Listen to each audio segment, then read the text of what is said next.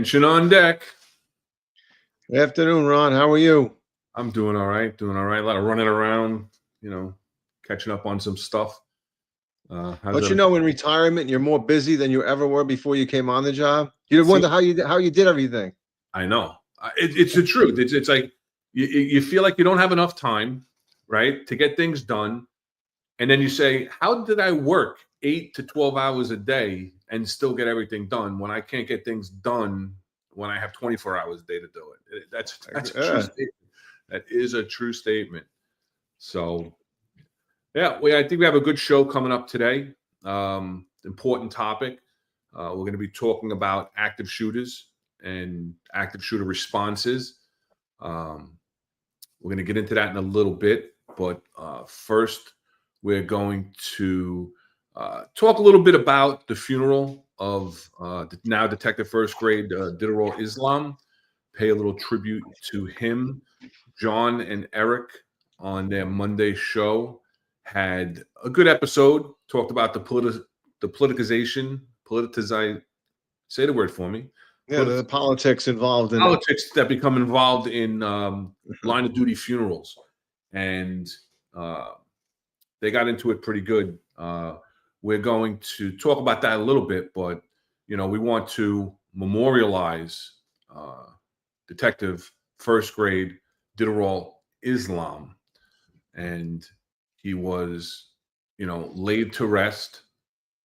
And you see there the, sea of blue, 10, 15 deep, thousands of people standing there.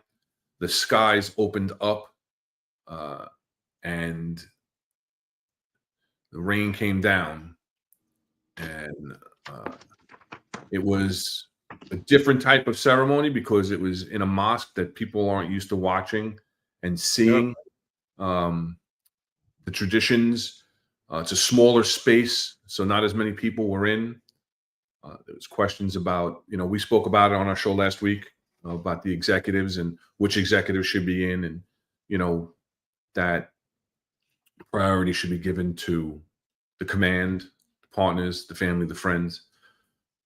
You saw inside the mosque, it was a mix, and the females had to wear mandatory head coverings. People were making issue about that in social media, that people were pandering. It's not pandering. It's paying respect. I agree with John 100% and Eric. It's paying respect to the culture, the beliefs, the religion of Diderol Islam, and that's where he's being laid to rest. So you have females that are mandated to wear head coverings inside the mosque. What are your thoughts on that right there? I have to push back a little bit. One, I know that if you go to a synagogue, they usually require you to wear a hat, a hat or a yarmulke. And I don't know if it was specifically mandatory. I thought it was optional. And if it was optional, and then you saw some of the politicians wearing it, that's where I had the issue with it, because then I think they're, I don't know, but it could be out of respect or just because it could be political, implications or whatever. But yeah, I guess if you come down to it, it is a sign of respect for that individual. Like if I was going to go into a Jewish synagogue for a funeral, and they gave me an option of wear a hat or not, or wear a yarmulke, I would follow, particularly in that faith that day, whatever, to show respect to the individual who served our city and put himself in harm's way. So I have back and forth issues with it. I hate when it, like we talked about it, when it's politicized. I think that's the problem, and I question whether or not if I look at Kathy Hochul and I say that was her whole thing was politicized, so that's where I have issues with it. But I agree, and I believe her speech, and John and Eric, talked about the speeches that were given at the funeral. And to be honest with you, they were just that. They were speeches. Yeah. Didn't come across heartfelt, sincere from Holchel or Adams. It really, Adams made it about himself, Yeah. him as a parent. We have to hear his son's name again, you know, and everything else that you just don't. I don't even want to repeat. I don't want to. We're going to play a snippet of both Hochul and Adams. I don't even. They don't even warrant to me to listen to the entire speech once again, because when you are a speaker at a funeral, especially a line of duty, it's a eulogy. It's a eulogy of the person. So it should be people that are familiar with that person, or you need to become familiar. Now, unfortunately, my time as a commanding officer, I've had to do a couple of eulogies, and I've known the members, but not intimately enough where I felt comfortable going up and speaking to their family without talking to their partners, talking to the people that they worked with, talking to the family members, getting to know them. She was so detached. She called it Precinct 47. Yeah. Nobody calls it Precinct 47. This is some kind of TV movie where you have no connection even to the NYPD that you call it Precinct 47. Nobody. People that don't know, the people that don't know what to call it are the people that call it Precinct 47. Right. They have no clue. You know, it just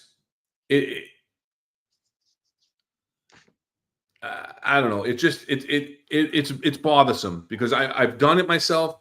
Obviously, we've attended way too many line of duty funerals. We've seen it. We've experienced it. I personally have had to go up and eulogize members. I'm not one, whenever I did any kind of presentation, to read directly off of prepared statements. In this instance, we're going to get into Police Commissioner Tisch's words, which I will call a eulogy, not a speech, because it was very heartfelt. And you can tell that she got to know, in his death, did a role Islam. She called him by his first name, Didar, not Officer Islam, Detective Islam, Didderall. She called him Didar because that's what they called him. She talked about, I believe it was Baba, which is what the kids called him as a father. I could be wrong there. But, you know, she got personal. And that's what it's about, because you're up there, you're representing the organization, and you could tell the difference. So let's just take a quick look at Governor Holchel's, the end of her statements. And I'm only doing the end, and we'll discuss, you know, in a moment why. Sorry, I have to remove that first. Sorry about that. New Yorkers, I want to bring the condolence of your entire family, your extended family. We are there for you. Thank you very much.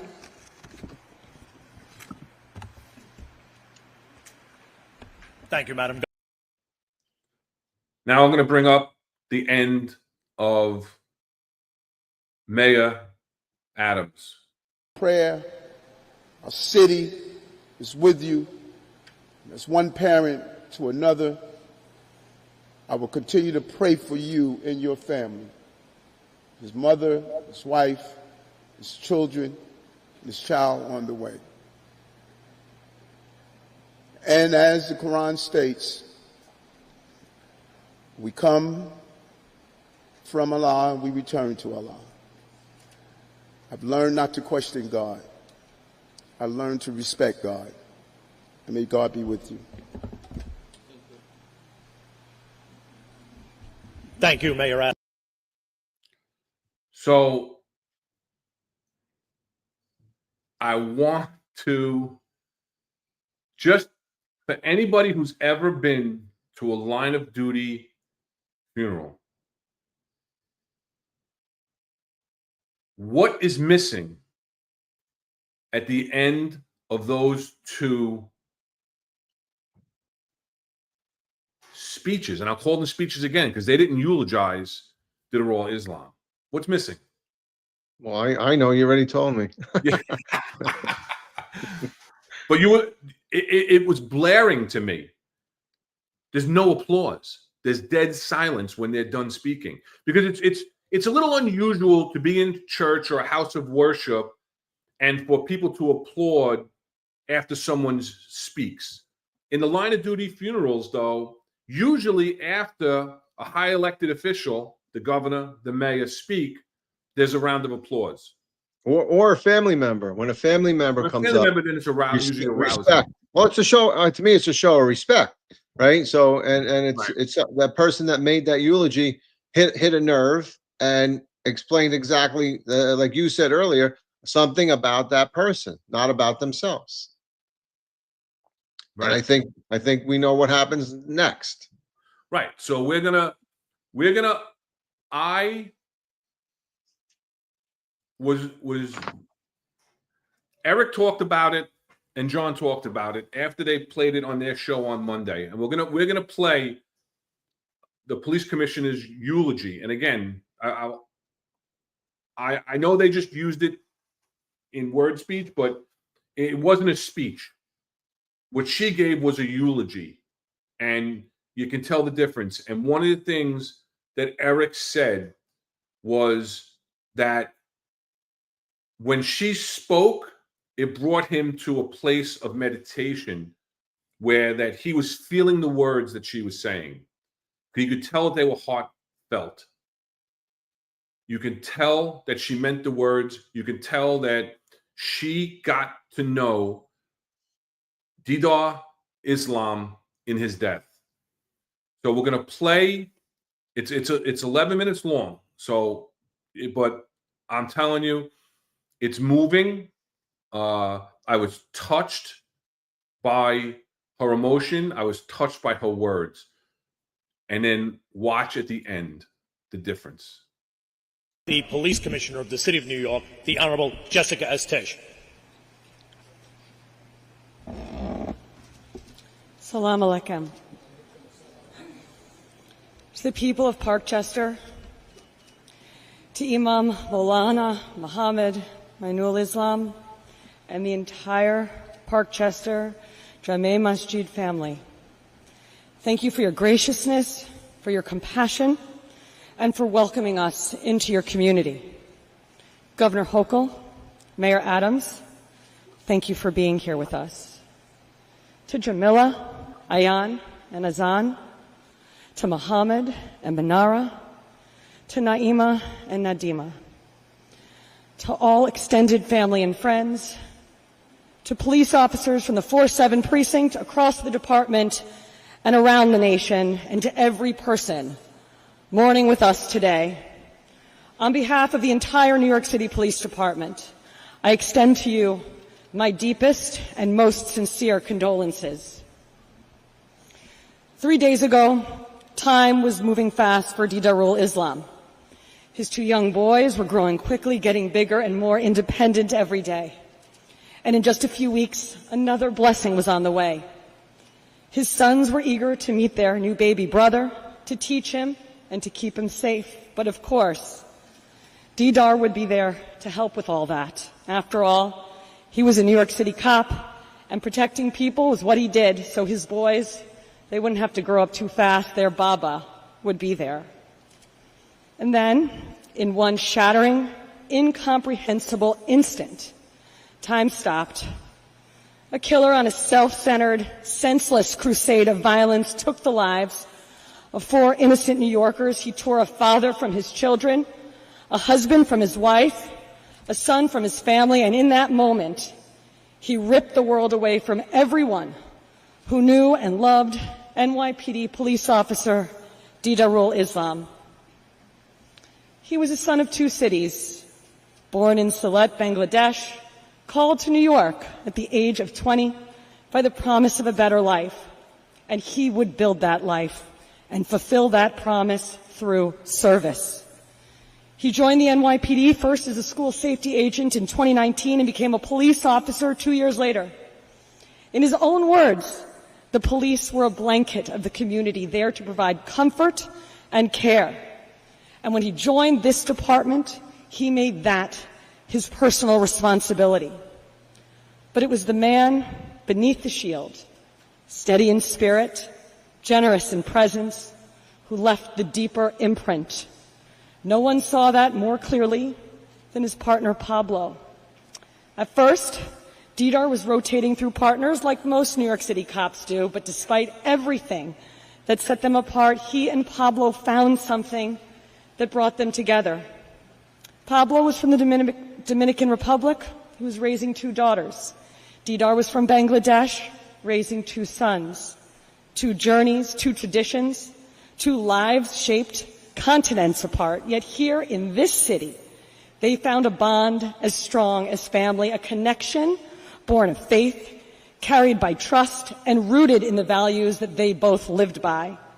And that is the most New York story there is, because only in this city do 2 people from opposite ends of the earth end up in the same RMP, watching each other's backs. Only in this city do those differences become strength. Only in this city does a partnership like that feel not just possible, but inevitable. Pablo put it so simply. Everything you can ask for in a partner, he was just that. But as much as this job meant to Didar, his true measure was found in the beautiful life that he built beyond it.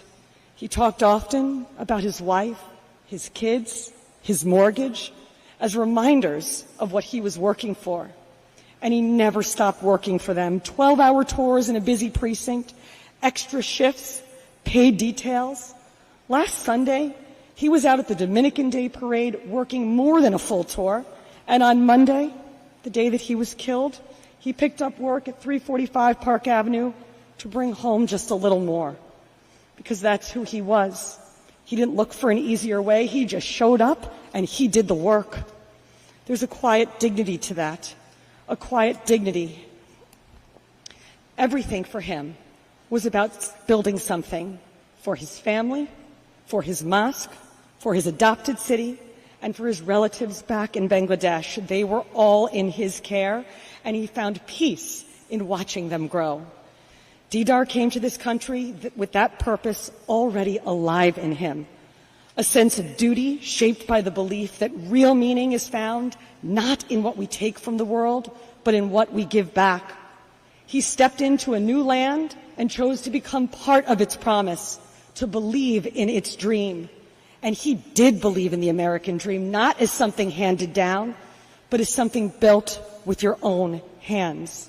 He may not be here to see that dream fulfilled, but his sons will surely grow up with its foundation beneath their feet because Baba laid it through the hours he worked, through the life that he built, through the path that he paved.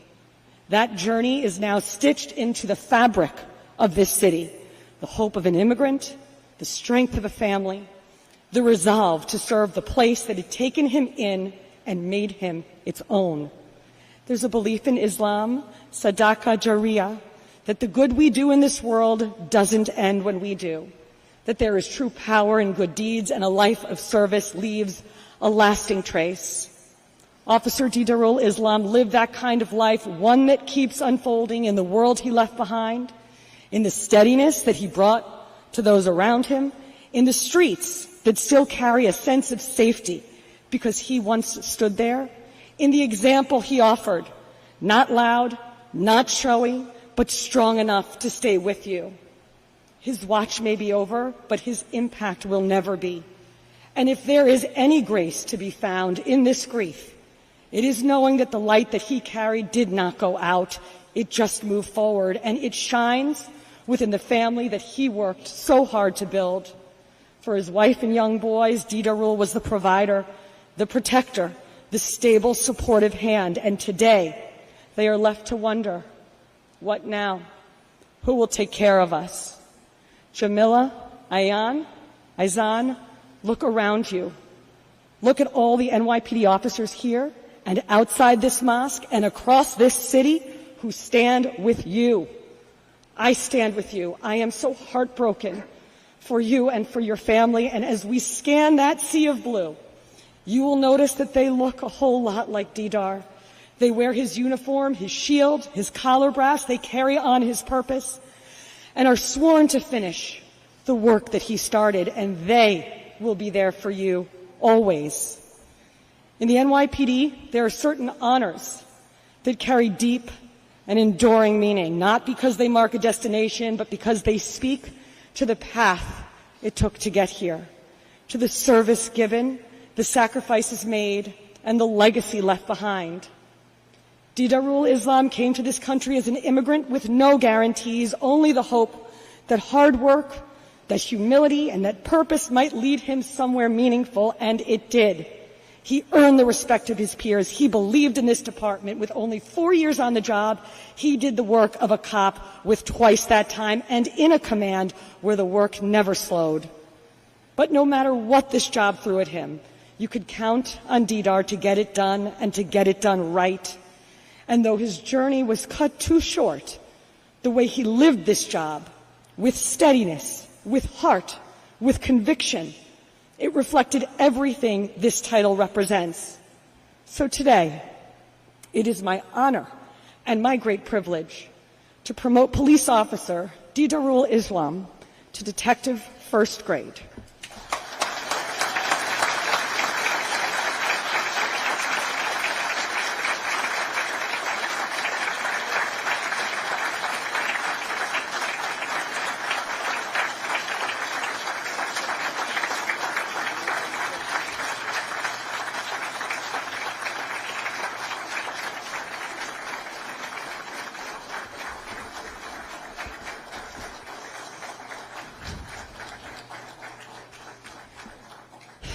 Detective first grade is one of this department's most respected honors. It is a symbol of trust, of excellence, and the kind of judgment that others depend on. And while Detective first grade Didarul Islam didn't have the time to walk the full path, he embodied those qualities and more: steadiness, selflessness, and a commitment to serve. The night that Didar was killed, condolence messages poured in from every corner of the world.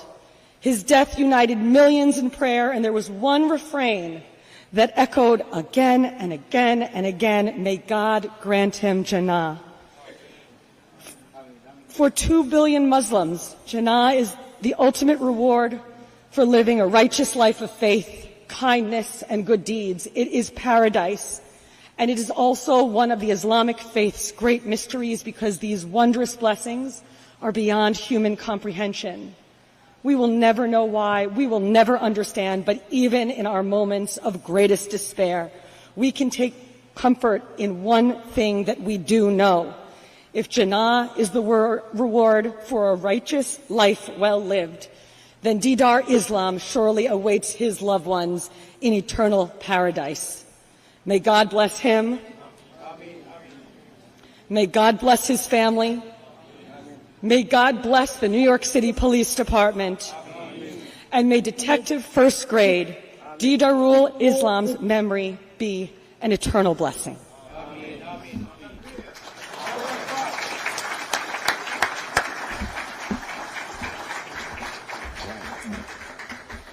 Thank you, Commissioner.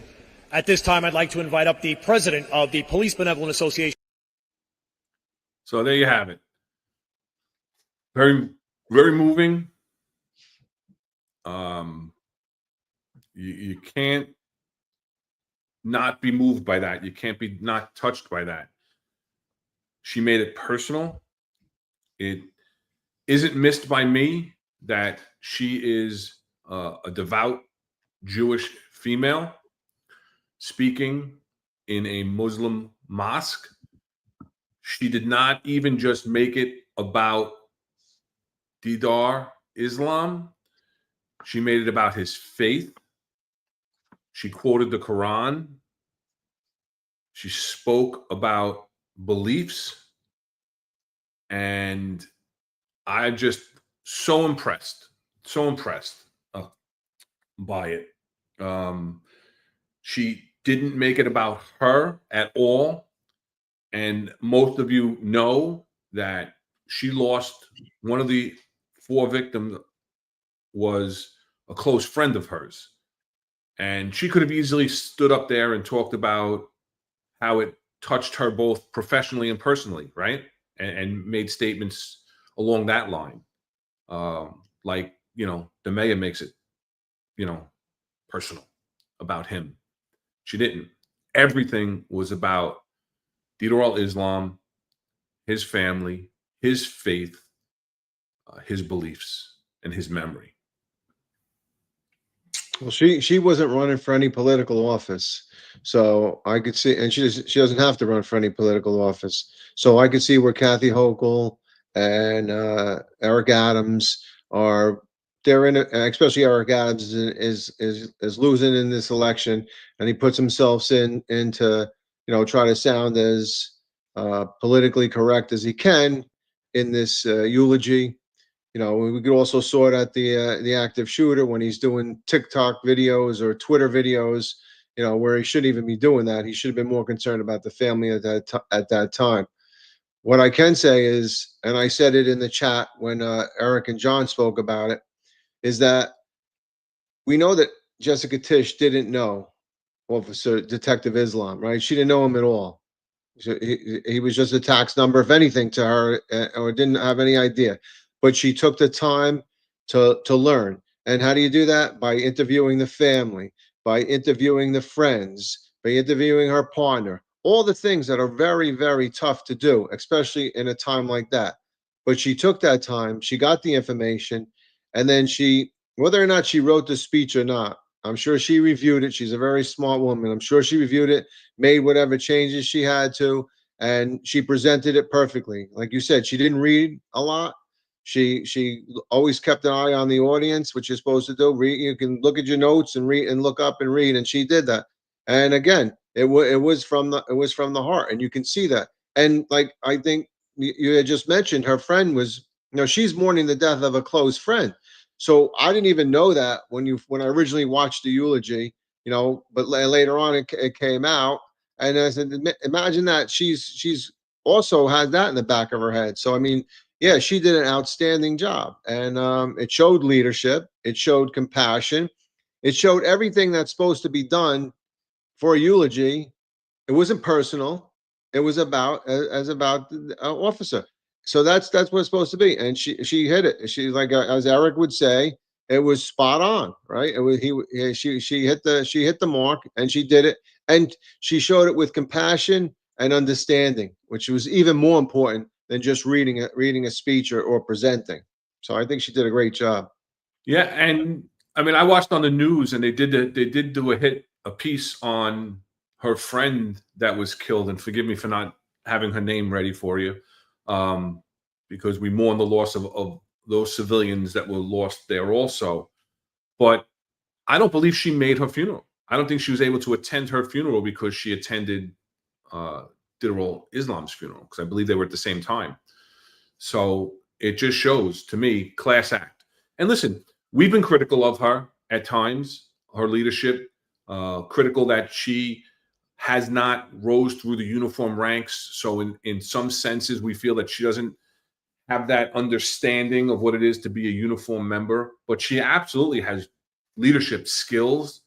She absolutely is the best choice that I believe the mayor has made. I mean, I liked Keyshawn Sewell, but she wasn't able to get any speed, get anything done. Whereas Jessica Tisch, she's got nothing to prove, nothing to lose. She doesn't even, like John brought up, doesn't even take a salary from the city of New York. She's not doing this for the money.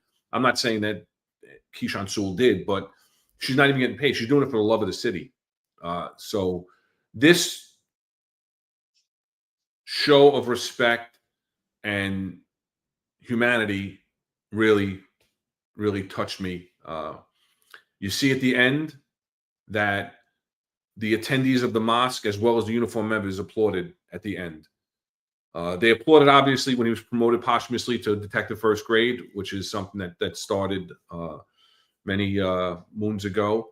And, that's normal. But at the end of the eulogy, he was recognized with a round of applause, as opposed to the politicians who got dead silence, which was deafening to me because it's never happened before. So what else? Yeah. What else? Yeah. Yeah, I mean, they talked about themselves. That's why those two. So they didn't deserve it.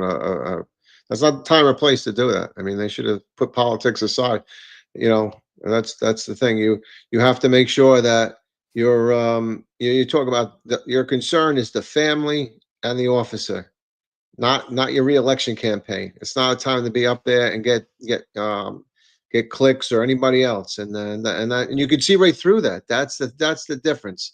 We can see, we're not stupid people, right? We can see through that. We can see through Jessica Tisch, how she was sincere, how she cared about it. We're very capable. We're not easily fooled, right? So we have interview skills. We see a lot of things, and you can see right through those two other eulogies, and if that's what you even want to call them, they were me videos. They were speeches. Like John and Eric said, they were speeches.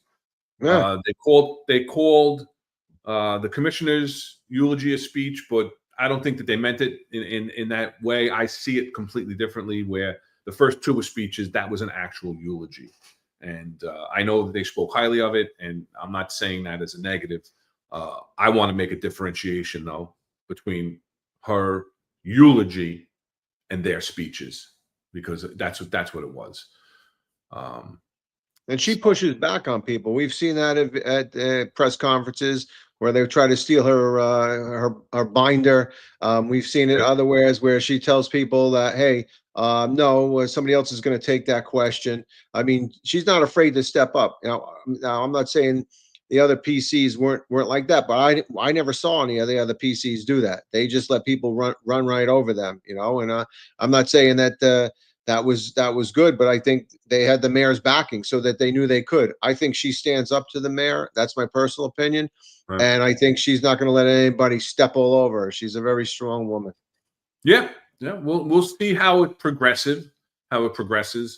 And I wish her luck. I hope that she can make the changes that she's talked about, rooting out corruption, but there's got to be other changes in the upper echelon. And when you have this mayor and this deputy mayor of public safety, who is running around like the police commissioner and making all of his videos, and so you have that pressure. She's got a hard task ahead of her, but I think she's up for the task.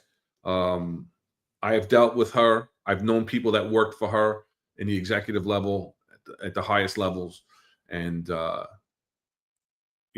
she's there to get a job done, and that's what she wants to do. So, all right. Yeah, no, I knew people that worked with her, and you know what, with her was, I know her speeches have gotten a lot better, because I can remember her at the all outs where all the executives would have to listen to her speeches about information technology. And I'm not saying that's the most riveting subject, but some of the speeches were a little dry and stuff. And I can understand that because maybe the topic. But I also know people that worked for her, and you know what? If you worked hard for her, she took care of you. She didn't like the lazy people. And I think some of the complaints probably came from lazy people. I think that the people that worked for her were the ones that said, hey, she's terrible, blah, blah, blah. But why is she terrible? Because she makes me work, Haven't we all heard that? Yeah, absolutely. That's being the boss. That's being the executive, right? If everybody loves you, you're not doing your job right, No. So I think that she's doing a good job, especially with everything she's up against, and I wish her well in continued success, and hope that she can accomplish the things that I know that she really wants to do. All right, we're 35 minutes in. We're going to start talking about our main topic. Well, let's hit that like, share, and subscribe button. and get the algorithms going. And we're going to start talking about, it's a continuation of this topic, right? Because this tragic event comes from an active shooter situation. And we have seen throughout the United States a lot in the last, 5 years. And we're going to get into some statistics with that. And, preparing for this show today, I get, somebody hit me up and said, "Hey, did you see what's going on?" Because they saw the thumbnail that went out about the active shooter. And just today, in Fort Stewart, Georgia, a sergeant by the name of Cornelius Radford shot 5 soldiers on the Georgia military base, and thankfully they're all expected to survive and be okay.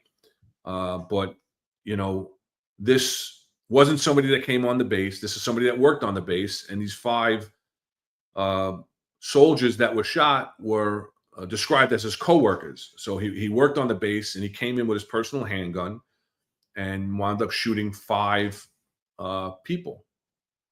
I know you have a little connection to this base, right? Yeah, my oldest son was in the Marine Corps, but he was in South Carolina, where he was eventually deployed to Iraq. But my youngest son was actually in the Army, and he served on that base. So yeah, that's when I saw it. I was like, oh man. I understand that the shooter came up from Florida too. He also I guess he wasn't working that day or whatever. But it's easy to get on that base, right? You show your military ID. And they're going to let you right on. So they're not going to search the car. If you remember going up to West Point for PMI, right, the Police Management Institute, they would check your car at the gate, and they would even ask, "Do you guys have your firearms with you and stuff?" And at a point, you weren't really supposed to bring your firearms with you. So, but if they're going to talk to a guy shows up. One time I went to West Point with my son. From the Army, and he showed his ID, and we got right in. It was closed, but we got right in because he was active Army. So I can easily see how that guy got on, and something like that, it's hard to stop. This is active shooter workplace violence. And it happens. So yeah. Last year in 2024, this is from the FBI, the FBI's website. And last year in 2024, there were 24 incidents, 106 casualties, where that's broken down. 78 were wounded and 22 were killed. There was actually 25 shooters. So one incident had 2 shooters, and 3 of them were mass shootings where multiple people were killed. Right. And then, on the bottom here, it shows where it happened. 12 of them happened in open spaces, 4 of them in commerce, commercial buildings or whatever, 4 in educational facilities, 3 at governments, 1 in a house of worship. So that was in 2024. And you say, wow, that's 24 incidences in the United States. That's a lot. But actually, it's over a 50% reduction. So if you look at the last 5 years, right, from 2020 to 2024, the incidences rose 2020 to 2021 from 40 to 61. Then it went down to 50, and then 23 went down a couple to 48, and then last year it dropped to 24. Now, I don't have the current statistics on how many there are this year, but you see this where there's 24 shootings last year, right? 106 people were killed or wounded. But 2023, 244 people, 105 of those were killed, and 139 were wounded, right? It's just horrific. And then in 2022, you had 313 out of the 50 shootings, 100 killed and 213 wounded. So you have these active shooters, and what's going on, it's a terrible trend of what's going on out there. What are you thinking about when you're looking at these numbers? Yeah, I mean, it's It's sad, that they that you have so many, and then the numbers tend to creep up and then go back down. So is it like, is it copycats? Is it all of a sudden, there's an uptick in it because somebody sees one or whatever? Is it politically motivated? Is it motivated by hate? Is it motivated by mental illness? I mean, there's a lot of things that come into play. And then, unfortunately, everybody will talk about, guns, right? There's too much access to guns and stuff. And I'll tell you, and I listen. Yeah, guns. You can go down to Florida and buy a gun. You don't even need a pistol license. You could just walk in, use your driver's license, and get a pistol. But you know what? That pistol doesn't go off by itself. So there's things that have to be done. There needs to be, a better background checks. There needs to be medical, not medical, mental health checks, and there needs to be accessibility to those mental health, because that's the other problem with the HIPAA laws, right? You can't divulge certain things, so you do a background check, and it's not really, no hospitalization or anything else for that type of stuff. And even if there is, you have those HIPAA laws that protect that individual. So there needs to be a huge cross-reference with all things so that you get the guns in the right people that have the right mindset and the right people. And you know what? If there's enough guns on the street, you stop those things. Quickly with the incident in Georgia, if those military personnel were allowed to carry weapons on the base, which they're not, okay, it's only the security guards and I believe the MPs. If they were allowed, that would have been terminated probably quicker instead of him shooting the five guys. And in fact, what I saw today is some of those military were there. They actually jumped and held down the shooter. So it's not like that's why he was found alive or whatever. So that was the other thing. But yeah, I mean, it's appalling to even see this. And you know what's really disheartening is when you see something in a school with the vulnerability of the poor kids and stuff. Yeah. And that's why there's a lot of resource officers out there now. That's what it's come down to. So are they turned into other ways? Maybe. But yeah, it's very disheartening to see. Yeah, and we're going to get into that. Like CP Joe was saying, anybody remember the maybe 2 active shooter trainings? And again, is he talking about the NYPD active shooter videos? And we're going to get into the training. We're going to get into national standards on training for both law enforcement as well as what civilians could do.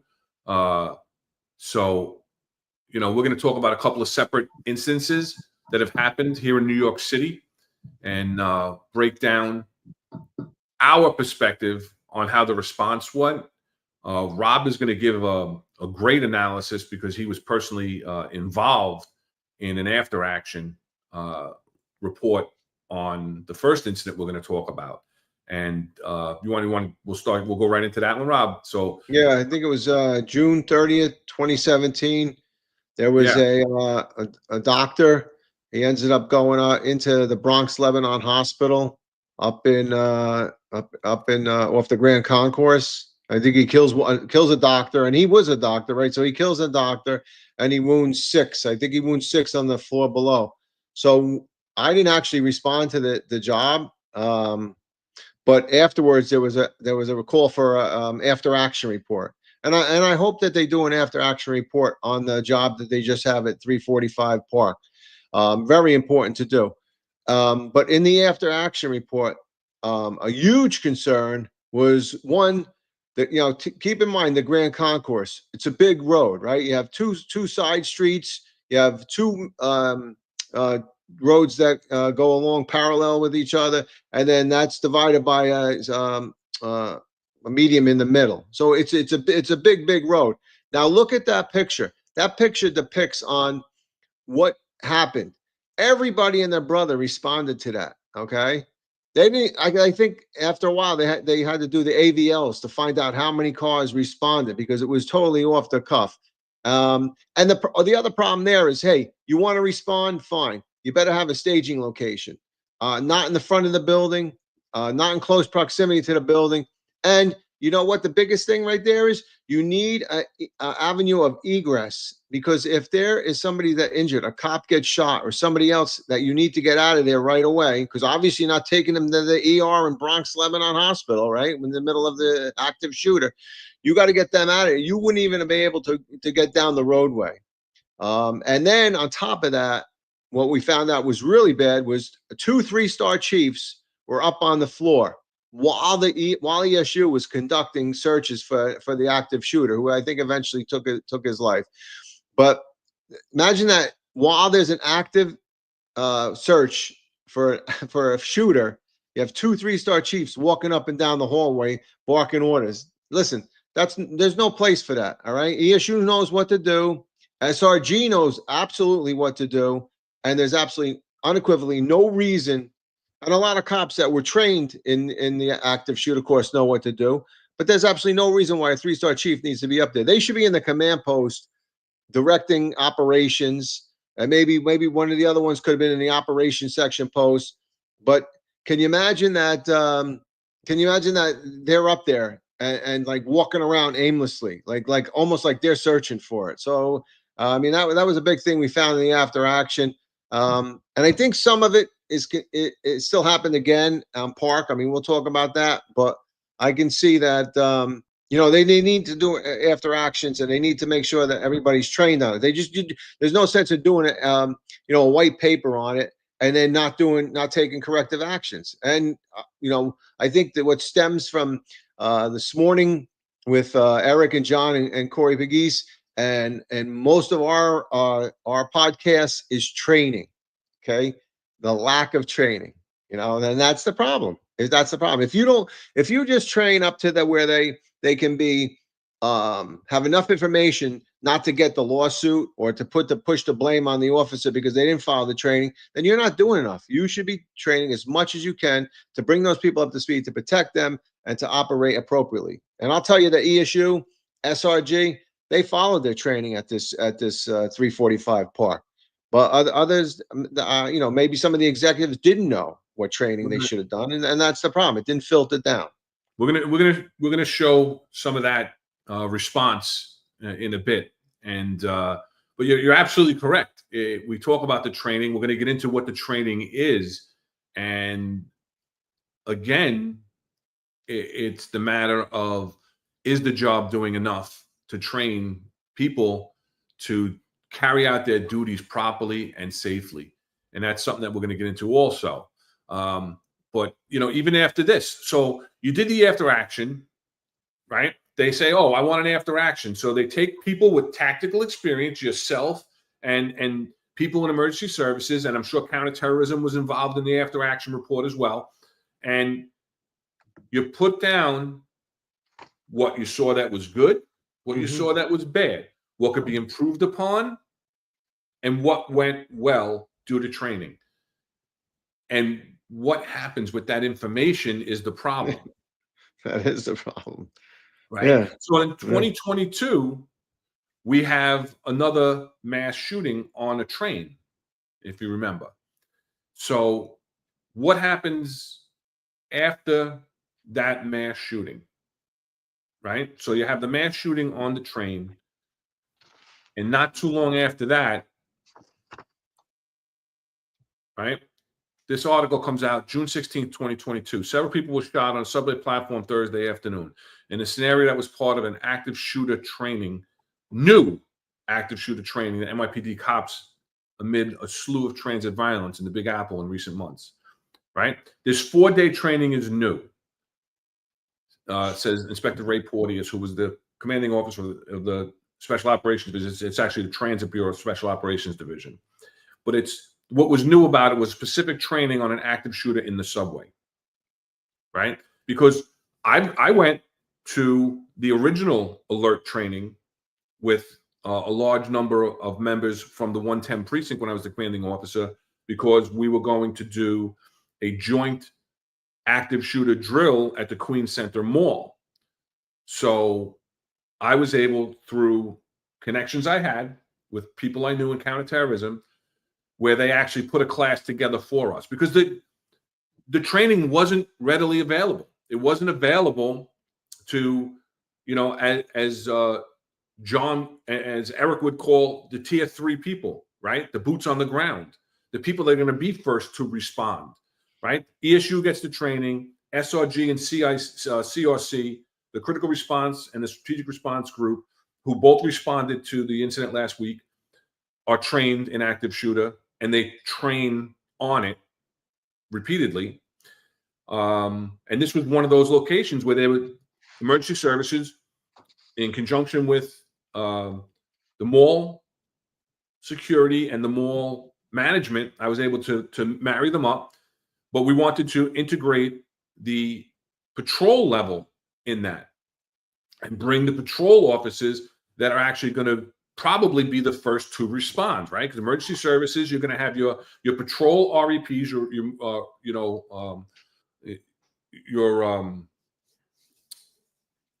emergency services, smaller trucks that are out on patrol.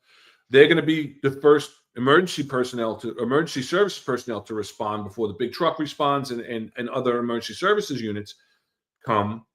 And I selected the people that were the mall posts, the conditions team that was always working up around the mall, doing peddler operations and everything else, and the steady sectors that were assigned to the sector where the mall was in. And I did that. I didn't hook up my friends in the command, the people I was friendly with in the command, or, even the anti-crime guys or anything like that, because the people that were going to respond, if God forbid there's an incident at that mall, those are the ones that need the training. And since I was able to get, I think it was a total of 13 slots for that training, that's who I wanted to go for that training. And so I was able to get them to go for that training. And I went myself, but I didn't take up an official slot, just so people don't say, oh, you took up a slot because you wanted to buff out and go. But also, I was always out on patrol, and I would have been one of the first to respond too. But I went also, and they kind of like they fit me in the room. So that, I think, is important. And we talk about this training, right? But what happened after this training? So they made a special 4-day training session for transit. And who went? About a dozen NYPD members received the training given by the U.S. Department of Homeland Security's Federal Law Enforcement Training Center at the FDNY's Academy on Randall's Island. Porty said there's plans to expand the program to reach more cops later in the year. And I'd like to know how many more cops were actually trained in it. But that's my point. So you have an active shooter in transit. How many transit cops are there? How long, right? How many hundreds of transit stations are there? Right? They say 1 million plus riders a day, and 12 cops went for the training.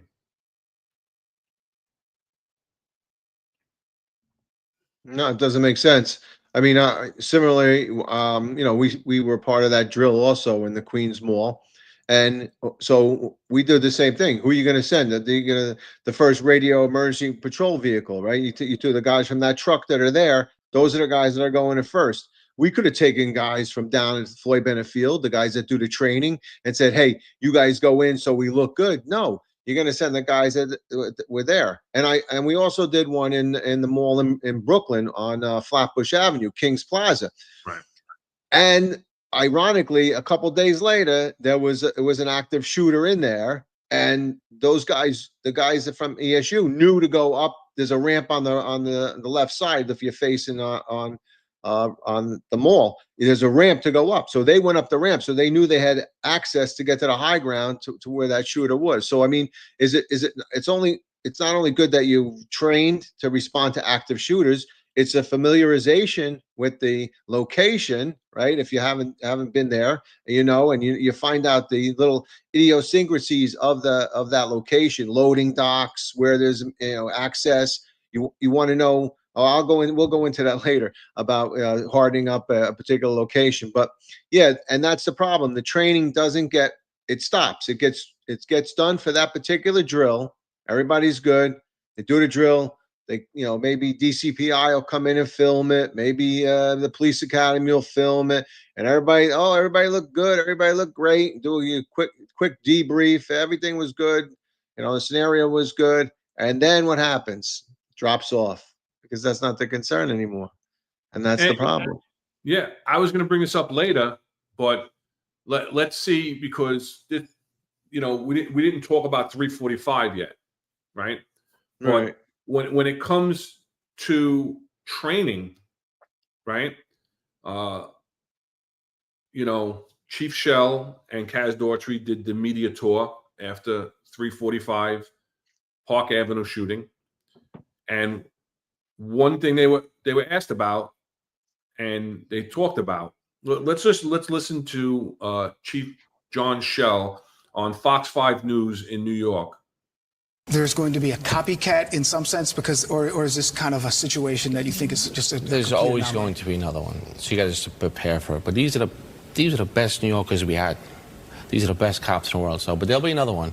We got to prepare and practice and go over and just keep moving. We have to move forward and just keep getting better at what we do, because at the end of the day, we have a job to protect the city. That is our mandate. End of story. That's it. Chief Schell. So there you have the chief of department saying we have to train and train and train and go over it. But do we? No. Do we?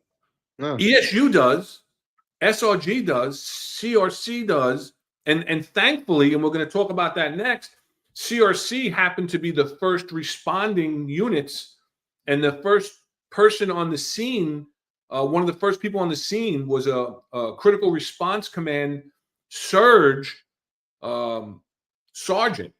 And, you know, for those who aren't familiar with what exactly that is,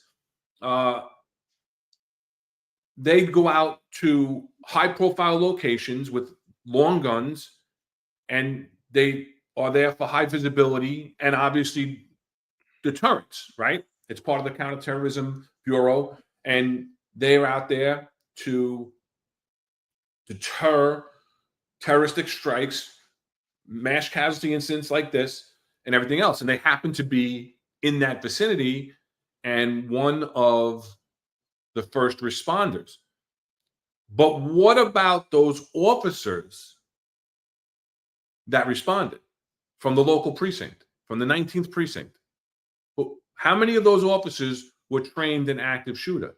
And we're not really going to show it when we talk about it, but it was a chaotic scene. It was absolutely a chaotic scene. And Logic's Finest has a question for you. Yeah, I saw that. So yeah, absolutely. When they go to the specialized training school, that's at Floyd Bennett Field, they spend approximately 9 months there before they actually get sent out to the ESU trucks. So they definitely do close quarter combat training. And in addition to that, every year we used to go up to Camp Smith up in I think it's upstate New York. But now they go out to I can't think of it, New Jersey, one of the camps in New Jersey, a military camp, and they use their training facility. And I think they also have like a small, like how the Haida has the house up in the TAC house up in the range at the military camp in Jersey, and I'll think the name will come to me in a minute. They do also there. They do a military style. We work right along with the militaries there. They actually some of the range officers are from the military, and they make sure that we're following all the proper protocols. So yeah, they absolutely do. Logic's Finest, they definitely do. So, and you know what? Truthfully, everybody should get that. That's not a bad thing that you get some of that good training. So, again, we talk about it all the time, and it's a common theme here on the executive perspective, because we've seen it. We see it at the level when we're looking at the big picture of, when we're doing after action reports, hot washes after an incident, debriefings, even doing, after action plans from just a detail, that we have as commanding officers. If we had a detail in our command, it was our responsibility to do an after action report. What was done right, what was done wrong, what could be done differently next year. And of course, how can we decrease the manpower for next year? That always had to be part of it, right? But right, Christopher Mercado puts in, unless you drill in simunitions, you're not training for active shooters. We need to change the way street cops train for the range. And again, we're going to get into that, and we agree with you 100%. Rob and I were talking about that, and it's the first thing that came out of Rob's mouth was when we talked about it, because like I said, I went to the 5-day course, and we trained in simunitions, and I remember the welt I had when I got hit with one of them in close quarter situation of the active shooter. And it makes you think differently when you're not standing there and just throwing lead downrange at a paper target at 7 yards. Yeah. once, No, maybe twice a year. yeah, I just want to thank Triggerfish. He's correct. That was it was Fort Dix, and it's a great the when the ESU guys go there, they literally and aviation comes and they do shooting out of the helicopter. They do sniper shooting, and it's great down there because the guys actually and gals stay on the base, and so they're there for the week. They bring in food and everything else. I mean, it's a great training. I've been down there. That's where it is. That's where it's real. They'll do dynamic entries where they'll sniper initiated entries. I mean, there's a lot of great stuff that's done there, and a lot of things that probably people don't even know about. But yeah, that's the type of training that everybody should go to. That what in reality. And it costs money, but that was part of the ESU budget. We literally paid the military down there so that we could go there and train. And that should be something that also should be offered to police officers. Give them the active shooter training, and then give them additional, close quarter, combat. I mean, that's important too. Yeah. So let's move on to talk about what happened, at 345 Park Avenue. We know that this deranged lunatic around 6:30 in the evening, thankfully, must have caught traffic in Jersey because he came right. He came from Las Vegas, drove cross country in over a couple of days. They tracked his car, and he got there at 6:30. Pulled up front, exited his vehicle, took his long gun out, walked in, and caused mayhem. We talked about it briefly. John and Eric have talked about it. Sal's talked about it on his show, and I even Tom and Pete on the 10-4 Tavern spoke about it. Obviously, because how could you not speak about it when we have law enforcement shows and podcasts? But we're gonna talk a little bit about the response. I'm gonna play the radio transmissions that came over for the first couple of minutes. You're going to hear the critical response sergeant put over his transmissions, and we'll stop it a couple of times along the way, and we'll discuss where it fits in with the training. So give me a second, because I got to do this one differently. So turn up your volume a little bit if you to listen to this one. Sir. All right. Confirm now shot, corner 513 Park Avenue. Rush the bus, now shot in the back. So maybe it's 345 Park Avenue. All right, so he comes across the individual from the NFL office that was shot in the lobby and was able to make his way out of the building after he was shot. So he comes across him as he's arriving at the scene, asking for a rush on the bus. For those non-police personnel or NYPD personnel, that means that he's asking to rush the ambulance. He's confirming that you have a male shot with multiple times in the back. And then he is telling the dispatcher to show him making entry into the building. So far, Rob? Yeah, so far, I mean, that's what you're supposed to be doing, right? Yeah, we know that from our training in active shooter that we're supposed to go and find the threat, and that's exactly what he was doing. So that was good. He didn't. Well, I guess we could talk about a little bit. He didn't stop and provide aid, which we understand that sometimes people have a little bit of discontent with that. But you're trained not to stop for aid. You're trained to report and continue in. You're there to terminate the threat. I've had this debate with friends and family members, and it's a very tough pill to swallow. Like you said, the training for active shooter is that you have to go in and stop the threat. It is counterintuitive. It's against everything that we've learned prior to active shooter training, right? Because what are we supposed to do? We're supposed to protect the lives and property and render aid, right? That's our job. That's been our mantra for our entire career. And now we learn in this new day and age that, unfortunately, when you have an active shooter situation, it's your responsibility to move forward and terminate that threat.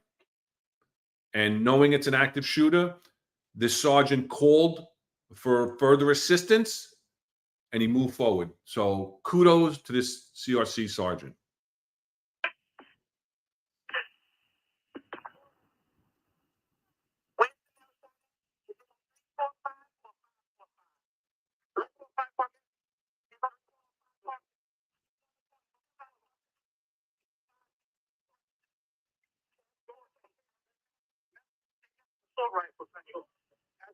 Take care of the store rifle. Be advised.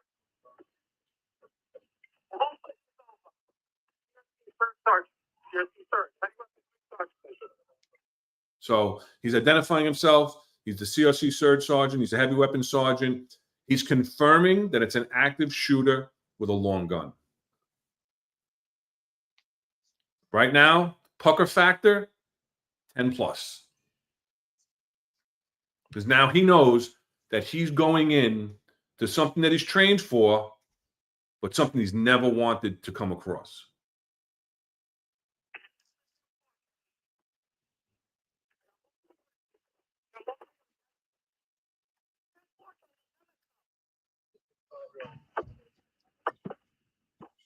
Sergeant Heavy Weapons 1 lane.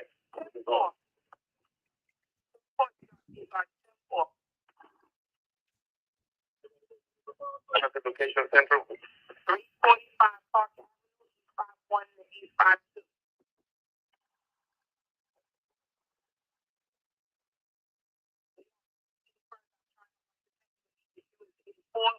So what's going on? If you call in, please advise me the location. Sir.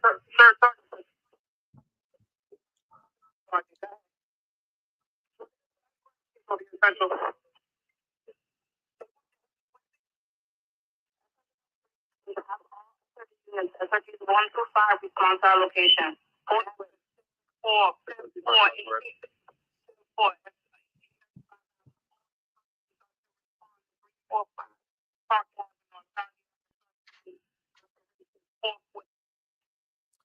All right. So again, for those who are not NYPD, the SRG is a strategic response group.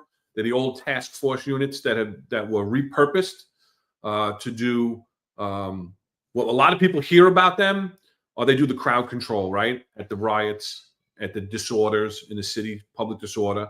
But they're also, you can speak on this because you were in special operations when they folded them under you, about what their mission is in scenes like this. So why don't you tell the audience about that? Yeah, I mean, their initial mission was, like you said, you know, they were the Bronx Task Force, Queens Task Force, Queens North. So I think there were 7 task forces. It combined them into all into SRG, and then there became 5 SRGs. You know, so what they do is basically they're a force multiplier for ESU when there's an active shooter, mainly for perimeter control on an emotionally disturbed person or a barricaded perpetrator. They'll take the exterior, and that relieves the responsibility of the cops on patrol. So if you surrounded a house with, you know, 2 or 3 sectors, they'll relieve those guys because they have heavy weapons. So they're gonna vest up, they're gonna have helmets on like ESU, and they're gonna have long guns, and they're gonna go and then they're gonna secure the perimeter. In incidences of active shooter, they're also, again, a force multiplier. When ESU clears a floor, they come in and hold the floor. So they'll come up if they've cleared the 31st floor, SRG will come up and post on that floor. And then as they clear the next floor, they'll come up, because what you don't want, and ESU doesn't want, they don't want an active shooter or a perpetrator coming up behind them when they're clearing a floor. So they will clear and they'll hold, and that's what they do. And then obviously if there's an active shooter and they're on the scene, they're going to go in, right? That's their responsibility again, is to terminate the shooter. And they also, they'll respond, very quickly, because there's a lot more of them than there are ESU guys working at a particular time. So, very important SRG, and they're very important to ESU. Like I said, a force multiplier. They'll also do one other thing, which isn't usually talked about. I think it may have been mentioned in the newspaper, and after speaking to somebody in SRG after the shooting on Park Avenue, they did establish what's called the Rescue Task Force, and that's in conjunction with the fire department, fire department personnel, and EMTs, and they'll escort them in to handle the victims that were passed over by the response to the active shooter. So as you're going by, and I think you're probably taught the same thing. If you have a tourniquet or something, you throw it to the individual and say, "Listen, do your best to self-medicate. We're going in." And then after that, once the floor is held and cleared, SRG again works in conjunction with the fire department, EMS, and will come in and they'll treat those individuals, and then they'll tag them, decide whether or not they're need to be transported, and they'll take them out and transport them if Kobe. They'll also establish a mass casualty collection point as well. So yeah, they're very interested into the whole operation, and very important. So it's not, when they talk about get rid of SRG because all they do is get CCRBs, and all they do is fight the crowds. Well, they don't do that. First of all, they actually allow crowds to participate, and they follow the rules. And when there's time to make arrests, they make arrests. That's why they get CCRBs, because as soon as they make arrests, they get a CCRB. But they also have other functions. They also support patrol, and they also respond to mobilizations. So it's not just a single thing that they do. You can't pick one thing and say, "Oh, let's get rid of them because they do this." There are so many other things that they do.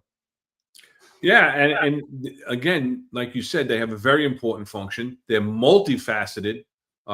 So it's not like people used to think of, if for those old timers and retired members who remember the task force were just a bunch of summons guys, DWI guys, and things like that. True.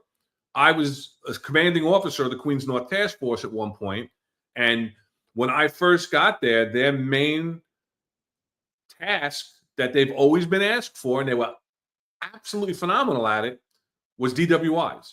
And the commanding officer before me, one of his things that he used to love to do with traffic stat is show that his unit, the Queens North Task Force, had more DWIs than Highway 3. So, but then I was asked to go in and to try to start changing the culture to help the commands with quality of life and things like that. But those aren't the task force guys of today, which are now the SRG members. Those members were incorporated into SRG. Those who didn't want to do that type of work moved on.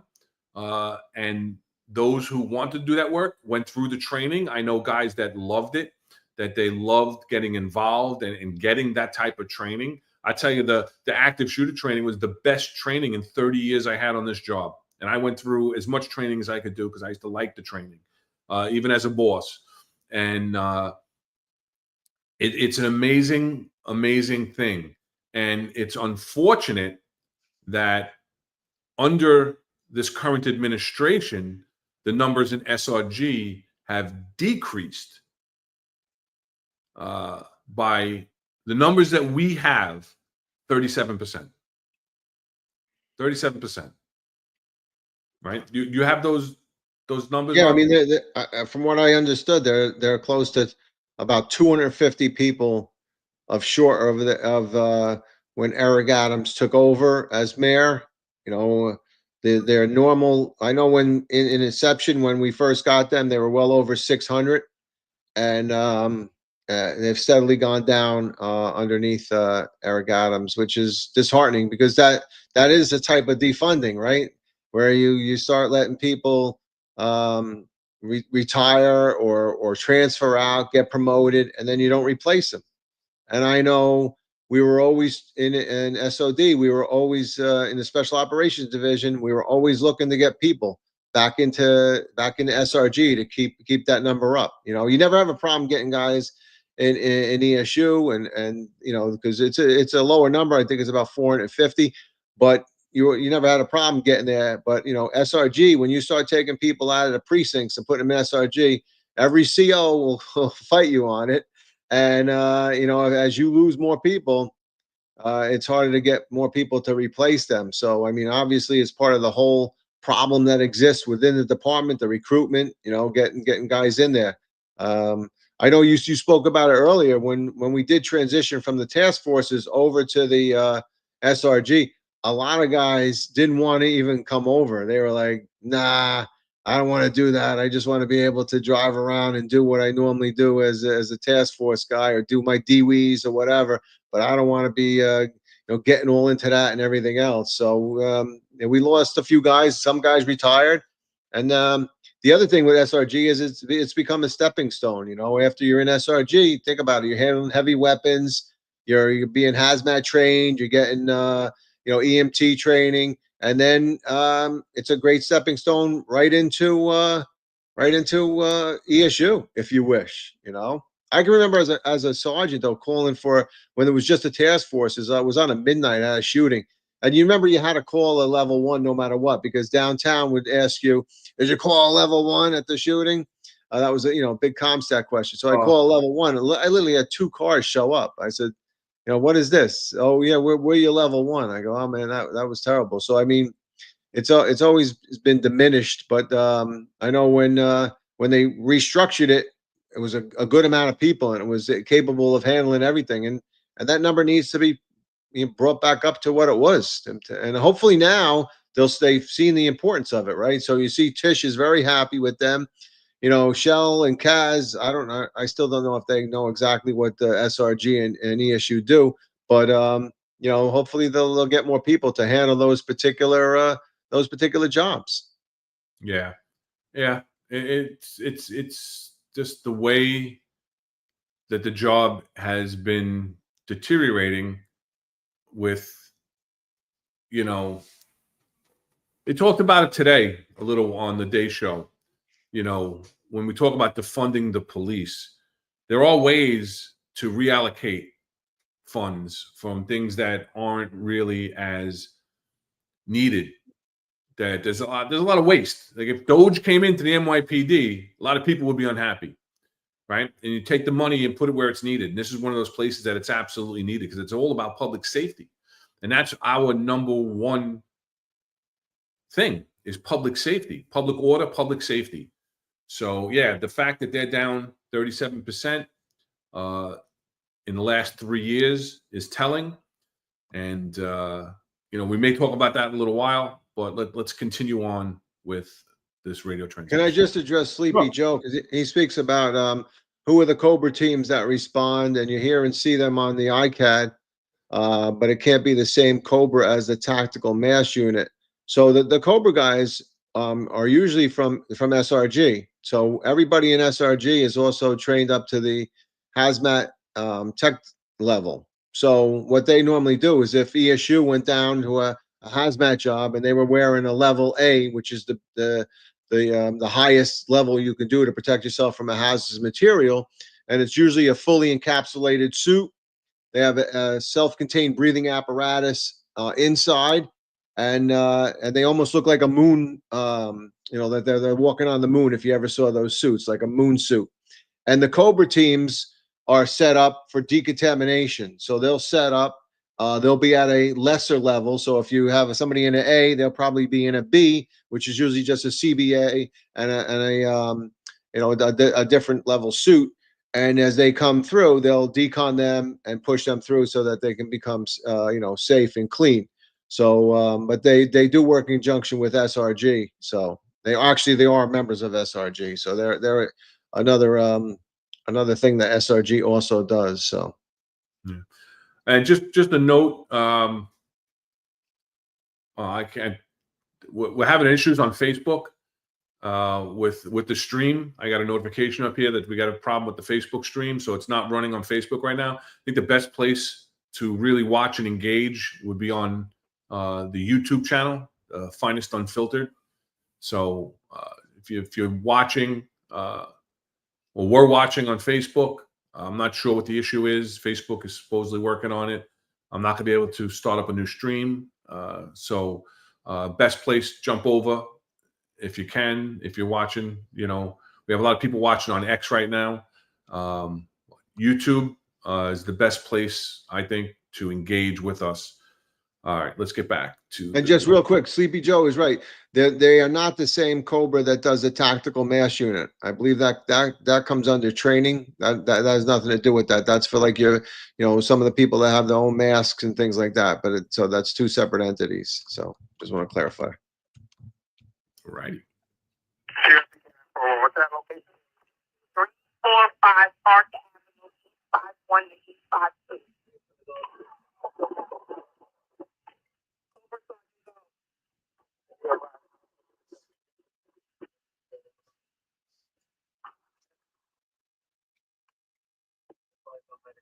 Lieutenant, W4, describe the person.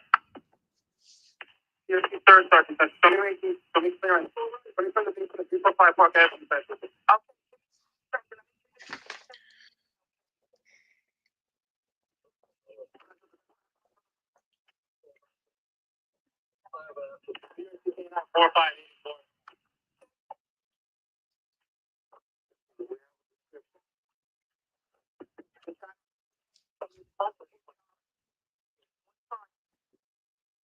For now.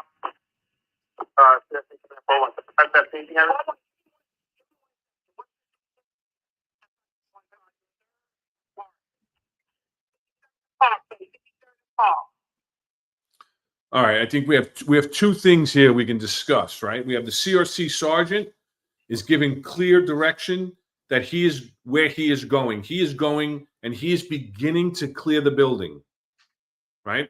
So he's teamed up with his team members and he's going and he clearly states, I'm going to show me clearing the basement.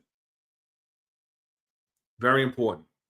And then we have another sergeant that establishes the mobilization point or the command post for the command post, the staging area, 53rd and Park. What are your thoughts on that? So like you said, the CRC sergeant, excellent job, telling them where you're going. Because what are you trying to prevent? You're trying to prevent blue on blue, right? Because you don't want another team coming down there and then pointing a long gun at you or whatever. If SRG comes in after them, they know that there's a team in the basement. So you're going to do a deconfliction.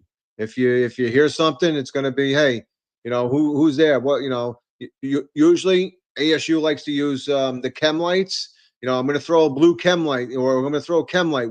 But all right, what color do you see? This way they know that there's communication back and forth. If you don't have that, what you can do is you can say, you see somebody with a gun down the hall, it looks like a cop or whatever. Hey, what's your tax number? What's a UF 28? What's a UF 49? You can ask those questions pertinent to relative to the NYPD. So yeah, that's what you want to do. You want to make sure that you're giving stuff. A staging location. What's the cross street on this 345 Park? What is that? Is that right there? Is that at 53rd and Park? Because if it is, then it's way too close.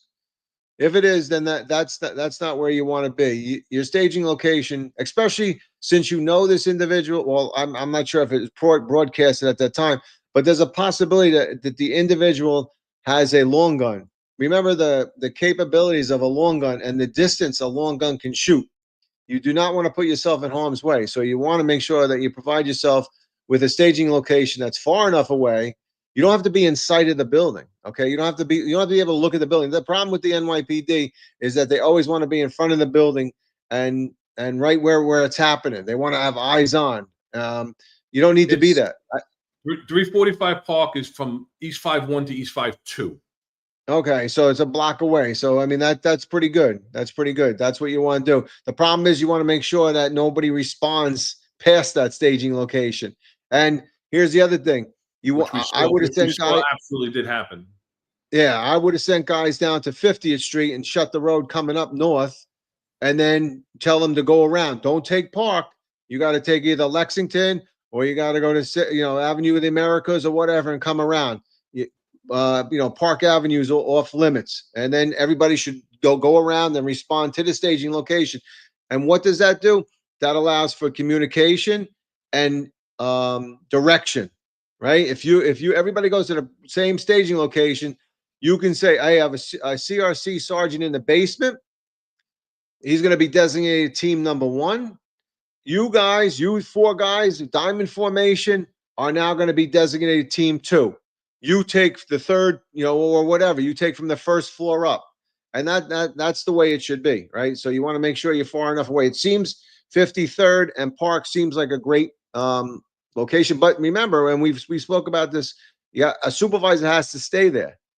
Don't designate a staging location, which is eventually going to be the command post. Don't designate that and run off with the group to go with the group. No, your job now is to direct, and you'll get relieved, right, by the next rank up: platoon commander, duty captain, deputy inspector, duty chief. That's what you want, but you have to make sure that you're given direction, and you don't have to be the player at that time. You got to be a supervisor, right? You don't want to be you don't want to be on the stack going in. So there you go. Robbie is 100 with all the tactics from Nighthawk. Yeah. Thank you, Nighthawk.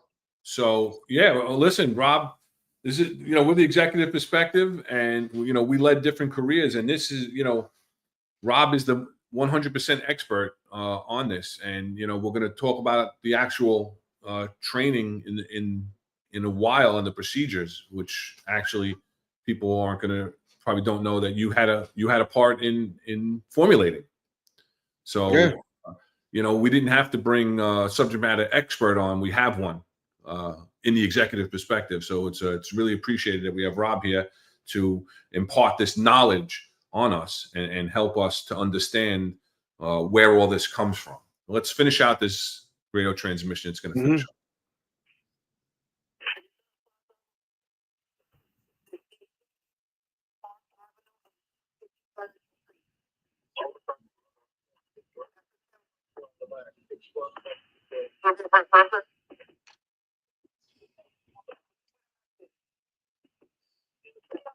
Attention, what is the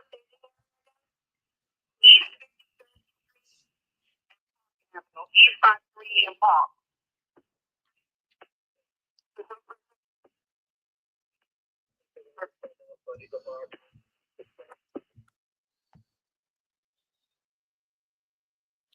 So that's what we have on the thing. And so, for people, you hear it in their voice. You hear professionalism, you hear clear direction, you hear concern. Like I said, pucker factor 10, adrenaline flowing through your body, your heart beating 1,000,000 miles an hour, but focus on the task at hand, because these people that we're listening to were trained, and they're now following their training, right? It's muscle memory. Once you train, and that's what we talk about, that this job needs to have more of. They need to have more of the training so that more people that respond can do what these professionals did. So what do you? Well, I totally agree. Once you don't have to think about particular things, your training kicks in. So you're going to go by what you were trained to do. It's similar at the range, right?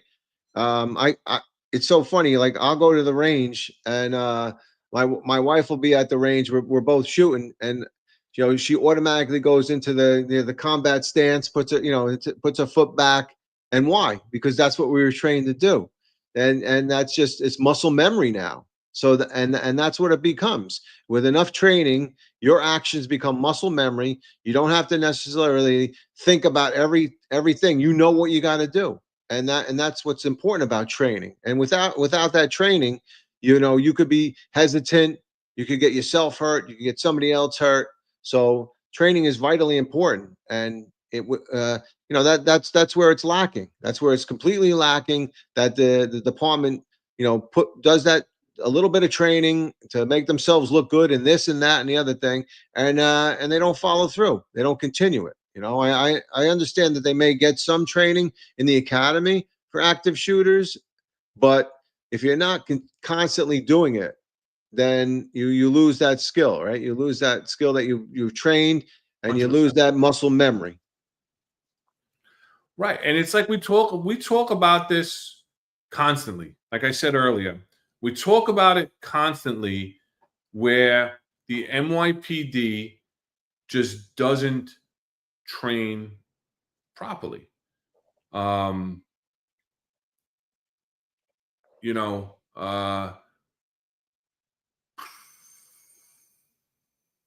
they don't follow through. That's the problem. They give you a little bit, and then that's it. I just reading that myself, what Stagehand says, and that's absolutely true. It's not a bad thing if you have a location, that even the patrol guys or somebody that's going in a first set know where to go and get that information. Because I think in this instance, it's the security guard who did a phenomenal job, right? We tried to bring all the elevators down, but was unable to do. Yeah. But if there is a go bag in there, or even a special police locker to get access cards, because that could have been an issue. I spoke to you about it the other day, that there's sometimes you go to a building and you tell them, I got to go to the 33rd floor. So they'll give you a small little piece of paper with a barcode on it, and you hit the code, and then the elevator comes down, and the only place that elevator is taking you is the 33rd floor. I can't go to anywhere else. So it would be difficult for some of the ESU guys to do that. I know the fire departments have, and some of the ESU guys also have the fire override key. But don't forget, you got to get in those elevators. So if they're locked down or something, you need access to that too. But absolutely. And then when you go up in the building, there's going to be doors that are locked and stuff too. So you have to, you don't know if the active shooter went inside and then shut the door, and now you're locked out. So access keys is important. I think we could talk about that a little bit later more, because we're going to talk about safety plans, public safety plans as well. So that kind of falls within that too. Yeah, actually, we're an hour and a half into it. Hopefully we get to that. But can always be a show for next week, though. That's all. Yeah, exactly. And listen, because again, the conversation goes where it goes. And now that we're talking about the go bag and so forth, I guess before we get into the alert training, which is the active shooter training, and actually, walk the audience through what they teach us, we kind of talked about a little bit of it so far, and everything else. One of the points, since Stagehand brought it up about the go bag, we can kind of talk a little bit about, police officer Islam at the time was working the paid detail, right? Which is basically in uniform security that the company hires the has a contract with the NYPD where the officer can go online and they can sign up for, these private security details at these buildings, at sporting events, at banks, and so forth. And when these officers go into these locations, like the go bag that maybe they should have access to, there should also be some type of a briefing book where they get the layout of the building. They should also, for those of you who do these details, you can't take it for granted. This is a perfect example of not taking it for granted. You never know what's going to happen. Know your surroundings. We talk about it all the time, right? When you get on a foot post, what's the first thing you're supposed to do? Walk your entire foot post. Whatever the parameters of your foot post are, you should be walking your foot post from one end to the other. You know why a guy told me that, Sergeant? He goes, make sure you walk your foot post and check it out first. And I was like, all right. He goes, because we find out there's a dead body down the block and you didn't see it first, you're going to be in trouble. You know what? You're right.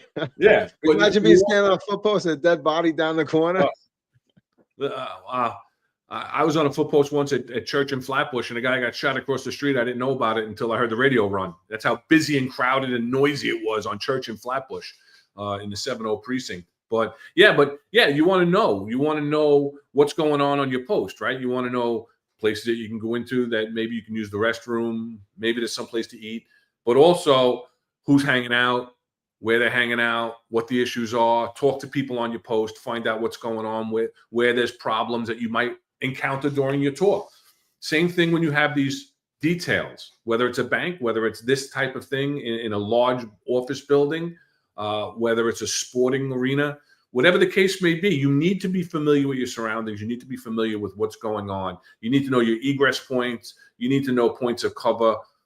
You need to know, as much as you can, where you can access video from, so that, listen, he was assassinated as soon as that cretin walked through the door. But if not, he, as someone just like a security officer who was also assassinated, will be the two people that you would want to go to as the responding officers to get intel.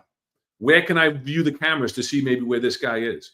Do we have access to that? Or did they have to go up to the 29th floor or the 32nd floor, where they actually went up and they said they viewed the security footage from one of the press conferences? Did they have access to that at the security kiosk?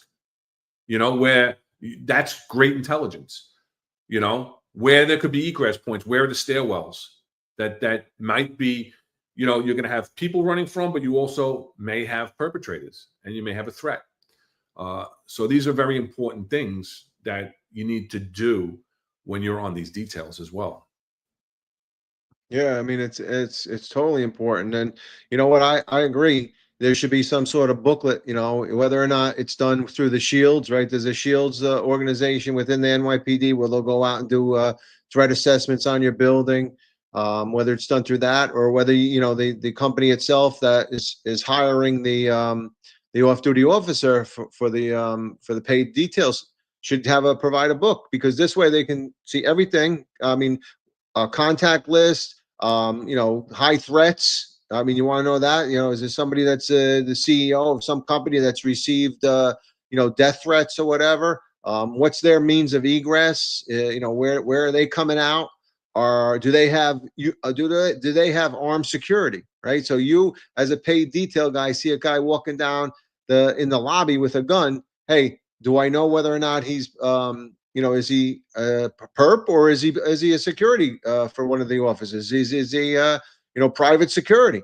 So I mean, those are all things that they should know. And you know what, I totally agree. The book should be left at that desk within that location, or wherever they go. If they go to Yankee Stadium and you need to go into the police room to sign in or whatever, that's where that book should be, so everybody can familiarize themselves with that particular location. I don't think it should be on a smartphone, or it should be sent to you digitally, because then there's a chance that, that information gets stolen or hacked or whatever, and you don't want that responsibility either. But I think it's the responsibility of every company or whatever that does that paid security, that they need to they need to provide that information in a nice intel packet. So yeah, totally agree. Yeah. So let's talk about the alert training that we've been talking about, right? Mm-hmm. Let's talk about, this is training that, we feel as executives, you with your tactical experience, me with, as executive experience, and actually having gone through the training myself and see the need for training. And again, I worked in a command in both the 111 and the 110. As commanding officer, we had a mall in both of those commands. So there were targets. It was in the 110, there was a million targets. We had Shea Stadium, then Citi Field. You have Flushing Meadows, Corona Park. You have the U.S. Tennis Center. You have the Queens Center Mall, the Queens Place Mall. You have all these places that are threats. and the responding officers are the ones that are going to be the first ones on the scene. Again, fortunate that CRC was the first ones on the scene here, but that was happenstance that they were doing a detail very close by. If this happened 10 blocks away, they wouldn't have been the first ones there. They would have been close to the first ones there because of proximity. But you have to get the training down to the boots on the ground. The tier 3, as Eric would call them, personnel, right? The ones that are doing the actual job, right? Not the bosses that want to put it on their resume and get their flight license and their flight instructor license. Not the ones who are nepotism and your cronies and everybody else. The ones that are actually going to be the ones to be the first responders to these situations. They have to train them because the training's important. Like we talked about, how many people know, right? Besides watching the video, right? General population, as Eric says, right? How many people really know the importance by watching that video for active shooter and being trained, right, on alert training by watching a couple of videos is not the same as someone said earlier about working with simunitions and working as a team in that diamond formation or in the triangle formation when you only have 3 people instead of 4 people, right? And you don't have that 4th person to be walking backwards to cover your 6, right? And to going and how to actually physically clear rooms. To watch it on a video is to watch it on a video. Not to physically do it, to be shot at with simunitions.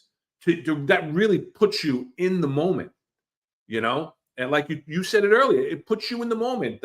I forget who said it in the comments earlier. It puts you in the moment. If you're not training unless you're training with the simunitions. And everybody should have that experience so that they can feel it, they can understand it, and they can understand the importance of why they say that you have to move forward, right, to eliminate the threat and to stop the killing.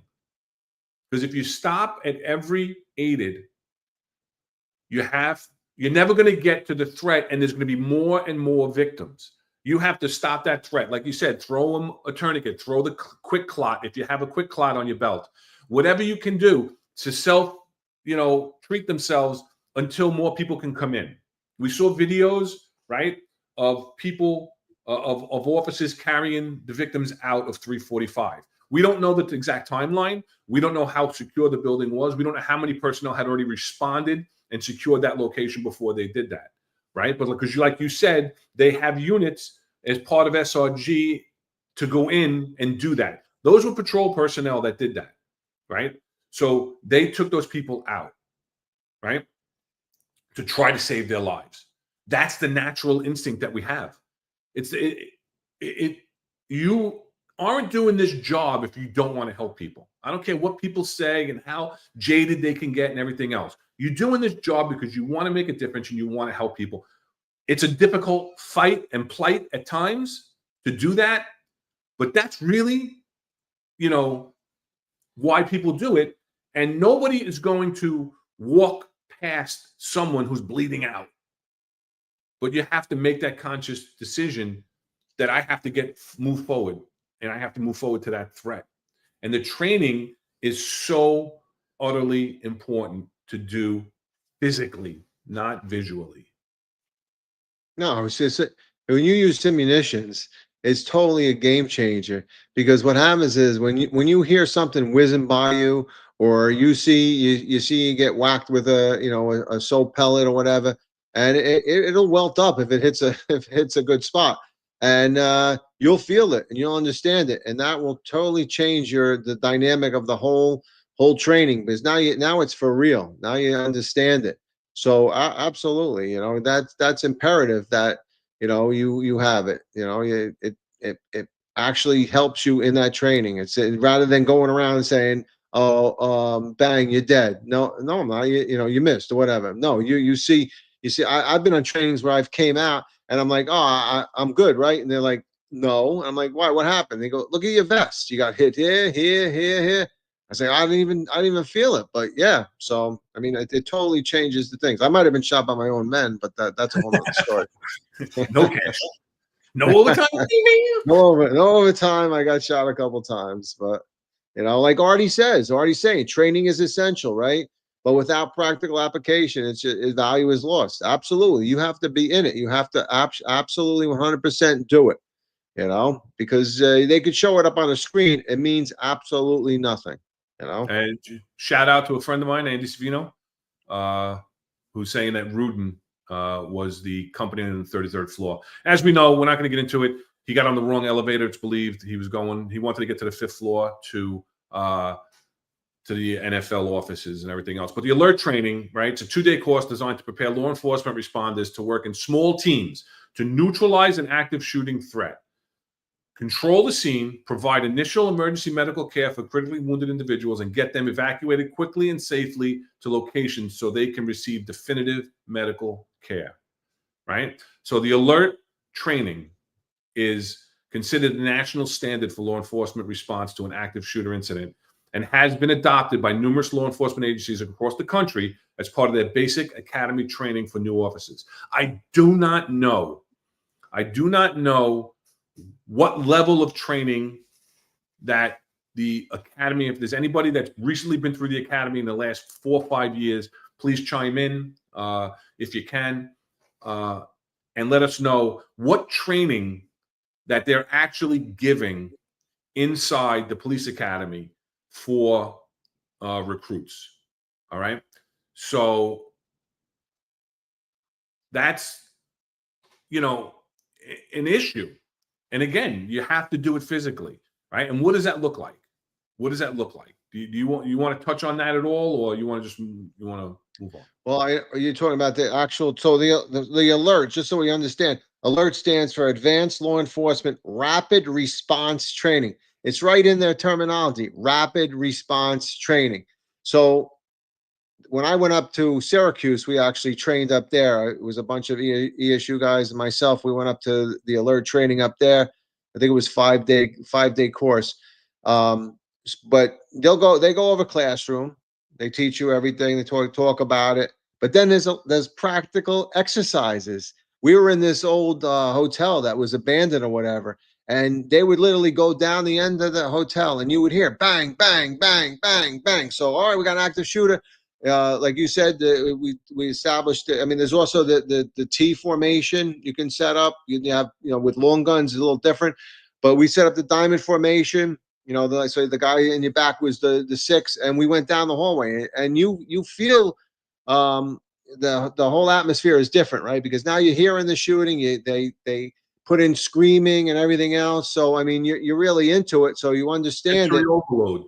Yeah, and then as you're going down, whether or not you're passing, some of the ESU tactics where we would pass closed doors, but if it's open, you'd clear. So, but you continue for active shooter, you continue to where the shooting is. Where you hear the shooting is where you're going. It doesn't matter.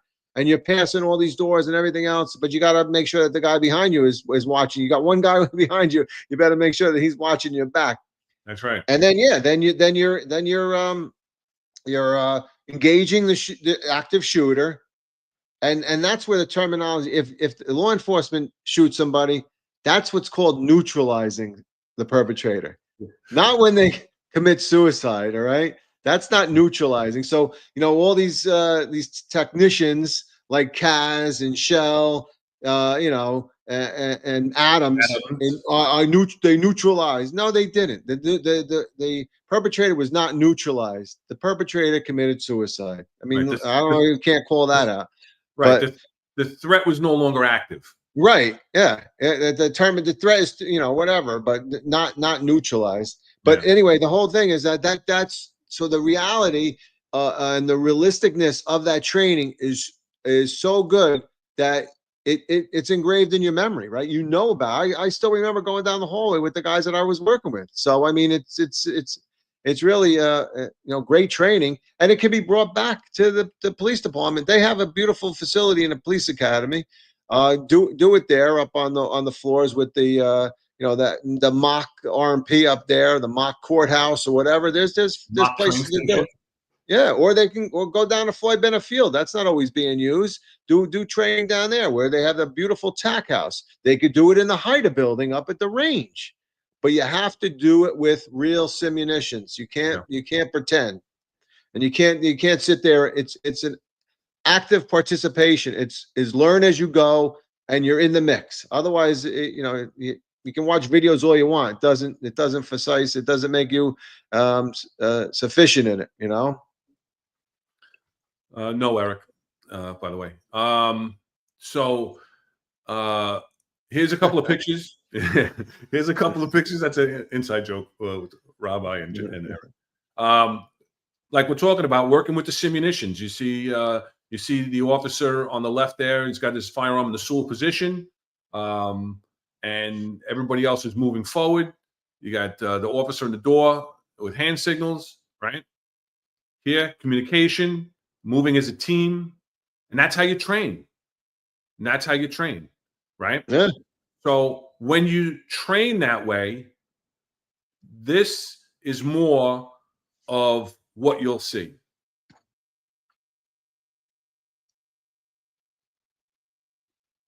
Right? This is SRG going into the building in a formation where they're teamed up. Someone catching up with their team. Let's wait. Let's get with my team. Right? Going in, and they're going to be directed in teams like we talked about to go and clear those floors. Right? And same thing with emergency services. I believe he said the 19th floor, Central. 10 foot. Go back. I got.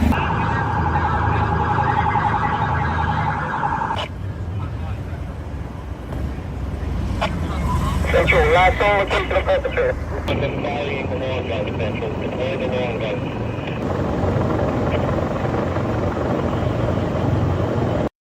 See, now I want to bring attention to this sergeant, right? This emergency services sergeant, and you could speak to it, but I picked it up clear as day. This emergency services sergeant, to me, and tell me if I'm wrong, right? He's accounting for his personnel. He's making sure that everybody is teamed the way they're supposed to be teamed and moving forward.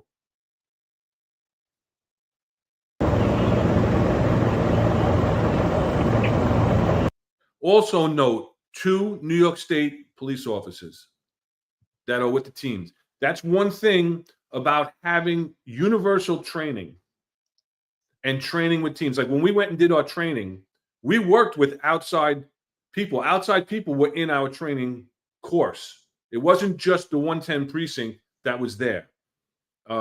It was the 110 precinct, and we had outside agencies that were invited in for the training as well, because the NYPD was, the lead trainer in the region when I went through that course back in 2012.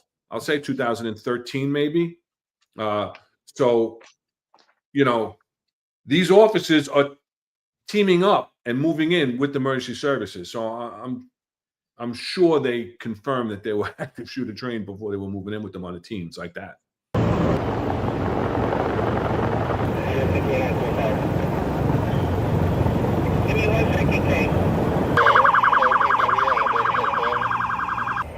Looks about like 25 right now, Central.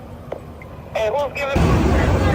We'll be advised to still evacuating the building, then in a matter of 53rd Street. So like you said earlier, right? And you can touch on it more, but like you said earlier, emergency services, and we both talked about it, right? They're not going to be the first to respond. You might get an REP or 2 that are working in that radio zone and in that area that show up, from truck 1 or whatever the case may be. And they may be close by because they just happen to be on patrol there or coming off of another job. So we have an issue, like you said, SRG was told to respond citywide. All units from all 5 boroughs were to respond to that location forthwith. So whoever was in Manhattan, whoever was in the Bronx are going to be the first ones there. Even Queens, coming over the Queensboro Bridge, whatever the case may be, are going to be the first ones there. And they may be there in bigger strength and numbers than emergency services. Mm-hmm. because of logistics and the fact that they may run deeper. You know, it may have been going to a detail, whatever the case may be. So they're going to get there and they're going to start teaming up and they're going to start moving in. And what are your views on what we just saw? No, I think they followed, you know, proper protocol. From what I understand from the information that I got, that ESU and SRG, they actually set the operations section, or you could say the TOC, the Tactical Operation Command, in the lobby.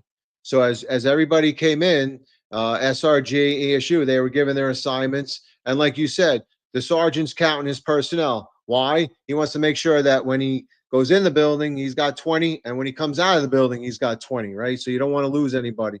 And yeah, everybody, you know, in that line formation tactically, you know, I didn't normally I don't know if it was a rifle up or whatever, but you want to cover the high ground and everything else. And they moved in nicely. So I mean, that's what they're trained to do. You know, like you said earlier, SRG could be on patrol. They could have been in the area. So there's also a possibility that, you know, that they were there, and they should go right in also. Just because they're part of SRG doesn't mean they got to stay outside. You know, just like that sergeant did, put themselves on a radio and say, SRG, you know, 1, you know, sector 2, we're going in and we're going up to the 3rd floor, whatever, wherever they're going to. So there's this, again, communication. But yeah, no, I think it was done perfectly. You know, the way that the response was. Would I have liked to seen? I know with the steps it's a little difficult. Would I have liked to seen a bear or a bearcat armored vehicle in front? You know, maybe a little bit more protection and stuff. Yeah, but I mean, I see that comes later on, and that obviously to get those vehicles there, they usually need a police escort and stuff like that, especially for the bears, which are a much larger vehicle. So, you know, but I think everything was done, you know, pretty soundly. So can I address Marlon? I know that, Yeah. I know that Eric and John spoke about it, and I know it would probably be hard pressed to get everybody on patrol a long gun, but I had said it in the chat when they were talking.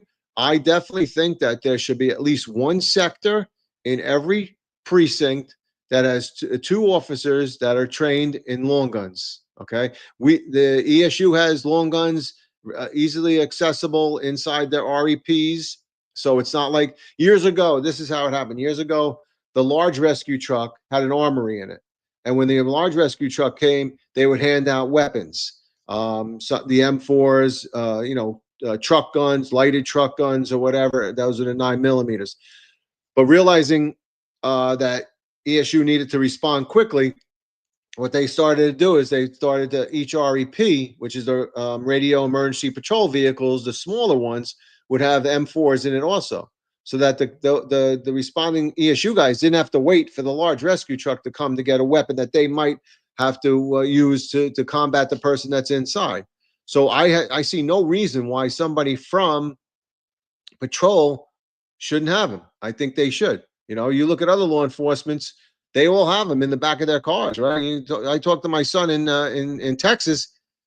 He's got that. They're in the back of the patrol car. They have the long guns. They're ready to go. You know, so I think one sector in every car. That's two guys, two guns, and I think it's good for the initial response. And I think that can terminate the threat faster than anything, because I mean, like you said, CRC was there because whether or not they were down the block or close proximity or whatever, but you know, if it's the first sector and they run in and then they say, oh man, we have an active shooter, then that other sector needs to get over there if they have the long guns and respond in. I think that's vitally important. So yeah, and it's possible. I mean, because when I was in candidate assessment, they actually came in, did an assessment, set up a long gun locker room, and trained our security. So the candidate assessment division, the old police academy, has long gun training for their security because it was deemed, you know, a high profile threat. right. What they started doing is making facilities to fortify the facilities more. They were training places like the police academy, the old police academy, the One Police Plaza with long. But again, those are static locations, and yeah, is it, is it good to secure your facilities? 100%. But where are the main threats going to be? They're going to be out there. Mhm. Who's going to address the main threats, and who's going to be the ones to respond to these types of incidences? First on the scene is the men and women, general population, right, Eric? General population, the men and women out on patrol. So yeah, I'm for it also. Yeah. I am. I know QCB says, do you remember when they had a shotgun in the radio cars, back in the day, and because of the Black Liberation Army? And I came on, but that was few and far between when I came on. I know that the highway guys used to have a shotgun in the car for the longest. When they were doing solo patrol, they would have it, and then that's what they basically do. I know ESU, we also had shotguns, but they don't use them, as they're more prone to use the M4 at this point. So, but yeah, I mean, I agree. Though you see other law enforcements that also do that too. When they do solo patrol, they'll have a shotgun in the front rack of their car. And I don't know what the issue at hand is. I think that's an important thing, because they can easy accessibility to a gun, a gun. They can't rip that gun out of there. It's pretty secured in. So I mean, I don't understand that. So, and I just want to address really quickly with Amazing Aunt. She talked about tourniquets. Listen, if you're on patrol and you don't have a tourniquet, you better get one. And I think Amazing Aunt said the equipment section has them. So you need to go down there and get one. And I would suggest you get 2 or 3. Because what happens is, God forbid, your partner goes, you have an active shooter and your partner goes down, they throw them a tourniquet. Because I know our medical bags or our medical kits, when we were in ESU, were behind us. And why was it behind us? So that if the other ESU guy came up to you, could open your bag and that. But we used to keep tourniquets right in the front so you could self-medicate. So, that's an important thing. I mean, years ago, nobody wanted to use a tourniquet, right? Because they were, you're going to lose your leg, you're going to lose your arm. Right. But now it's widely used because, and like you said, quick clot, you said it earlier, it's widely used because of what happened to the combat medics in all these wars we've been in have used it, and a huge success rate. So, you definitely have to get that piece of equipment. Yeah, 100%. We're 2 hours in. We're going a little long today, but keep going. Want to keep going with this? Yeah, I'm good. I think we got good engagement. Got like 350 people still hanging with us right now. We wanted to talk. We've been talking a lot about the law enforcement response and what the law enforcement training is, and the lack of training, and that there should be more training in order to be able to mitigate more situations like this. But we wanted to talk about, because not all of our listening audience is, active duty law enforcement. You have some retired law enforcement. You have also, we have civilians that watch the show and everything else. So what we wanted to do is we wanted to also talk about, we're talking about what we can do as law enforcement to end that threat, right? To stop the killing, to neutralize the threat. But when you're on the other side of it, when you're in that building that's being attacked, or that school that's being attacked, there are things that you could do. And we're going to show a quick video. Again, this is from the FBI website. So we're going to show a video called Run, Hide, and Fight. We're going to talk about different acronyms after the video runs, but they call it the Run, Hide, and Fight. So it's a short video. Bear with this. Watch it. And then we'll talk about it briefly, and then we'll do a quick segment of Ask an Executive, where you guys can post any questions on or off topic to Rob and myself.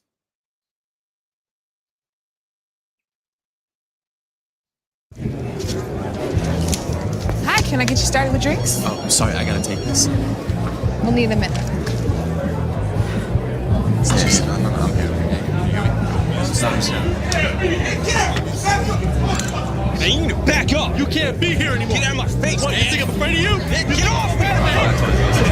911, there's a clip.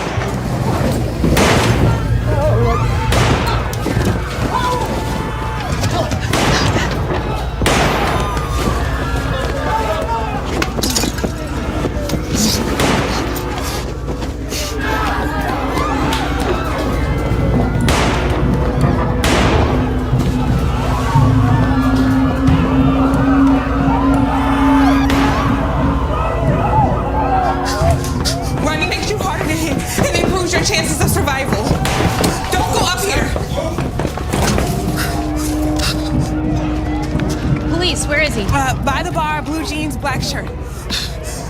Empty hands up, follow their instructions. I'm in the direct line of fire if I head for either exit, but I have other options to help me survive.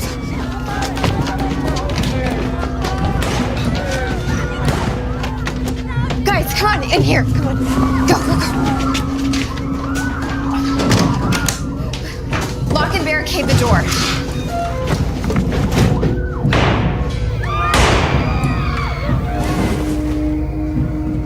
Both my exits are blocked by the shooter. I gotta stay hidden. I'm no victim. I'm ready for this. He's applying direct pressure to the wound to stop the bleeding until we can find a tourniquet. In the meantime, turn off your phones and make a plan to defend yourself.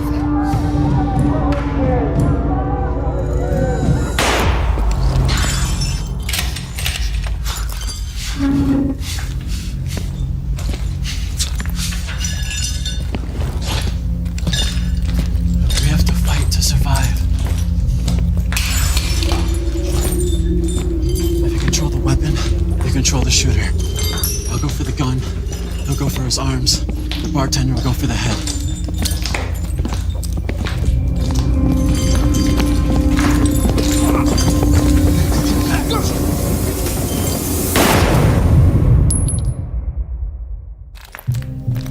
Where is he? We got him right here. Please, show me your hand! Over here.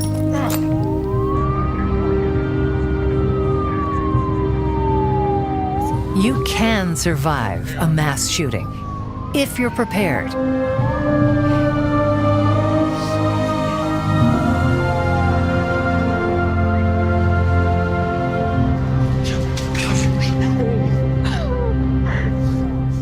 Remember, run, hide, or fight. Run. Wherever you go, be aware of alternate exits. Quickly and cautiously evacuate in a direction away from the attacker. Don't hesitate. Seconds matter. Remember windows and emergency exits. Leave belongings behind. Keep your empty hands raised and clearly visible when exiting a building. Follow all instructions from the police. Don't stop until you're sure you've reached a safe location. Hide. If there is no safe escape route, find a good hiding place. Lock and barricade the door. Silence cell phones. Prepare a defense plan. Fight. Fight only as a last resort. Use available objects as improvised weapons. Use teamwork and surprise. A coordinated ambush can incapacitate an attacker. You're fighting for your life. Don't fight fair. Stop the bleed. A victim can die of uncontrolled blood loss in 5 minutes or less. Apply pressure or a tourniquet to control severe bleeding. Go to fbi.gov/survive to learn more.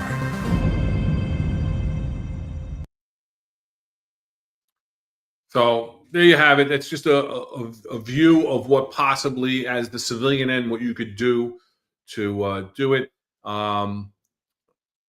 You have somebody in here, Michael M.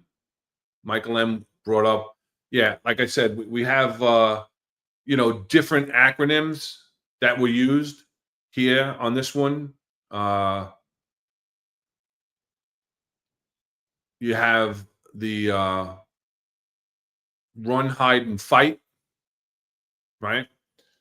And so you do that, and as explained. But like Michael says, also there's the ABCs of an active shooter incident.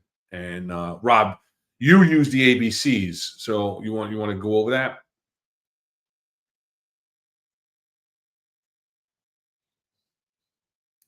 You're muted. So I just thought it was easier to remember because it's ABC. If you were teaching civilians, they would remember that ABC. So, the first one is avoid or avoidance. So if somebody is coming up the elevator and you can get down the fire stairs, down the stairwell, get down, go the other way, the opposite way, get out of the building. Similarly, in a school, if you're in a school and the active shooter's in classroom wing 101, and you're in the other wing in 202, and you can get out, go and get out and get as far enough away as you can. Barricade is what I like, because that's what people know, right? You take everything that you can and you put it up against the door. We've seen it with active shooters that they'll come, they're looking for easy targets. Okay, if they confront a locked door or even a barricaded door, they're going to try the door and not be able to get in. We've seen this in school shootings. They don't want to spend a lot of time trying to get in. They want to just be able to cause enough damage and carnage as they can. Now that's the epitome of barricade. You cannot get any better than that. The only time I've seen a better one than that was when we had a barricade job in the Bronx, where just a guy was an EDP and emotionally distraught, and he barricaded his front door like that, and we weren't able to get in till he fell asleep. We were actually able to pull the stuff away, and that was like a 2-day thing. And then the last one is the confront, right? That if all ends meet and you can't do anything else, you got to confront them, right? And somebody mentioned in the chat, I think it was CAMA, comma. I think he mentioned it, that the military guys today confronted that active shooter. They jumped on that active shooter. So, I mean, and I just wanted to touch real quick what Eddie Lutz says. If Eddie, I miss you, brother. You're a good man. You got to train. You know what? We talk about training all the time. And the problem is you know what? If the NYPD doesn't provide you with that training, go to the range on your own. You want to be as sufficient, as an expert shooter as you can, because that your life depends on it, So I still think they give you 50 rounds. Does the range still give you 50 rounds a month, right? So Yes. Get those 50 rounds and go to a range, join a range and shoot and get yourself up to speed. I mean, it's equally important. But yeah, I like ABC. I mean, I think that just kind of, it can click, and it's a quick remembrance for people that, might not think about it every day. Yeah, and I agree. I hadn't heard ABC prior to discussing it with you. I always heard of run, hide, fight. But I agree also, because when people hear run, hide, fight, they think maybe hide under a desk.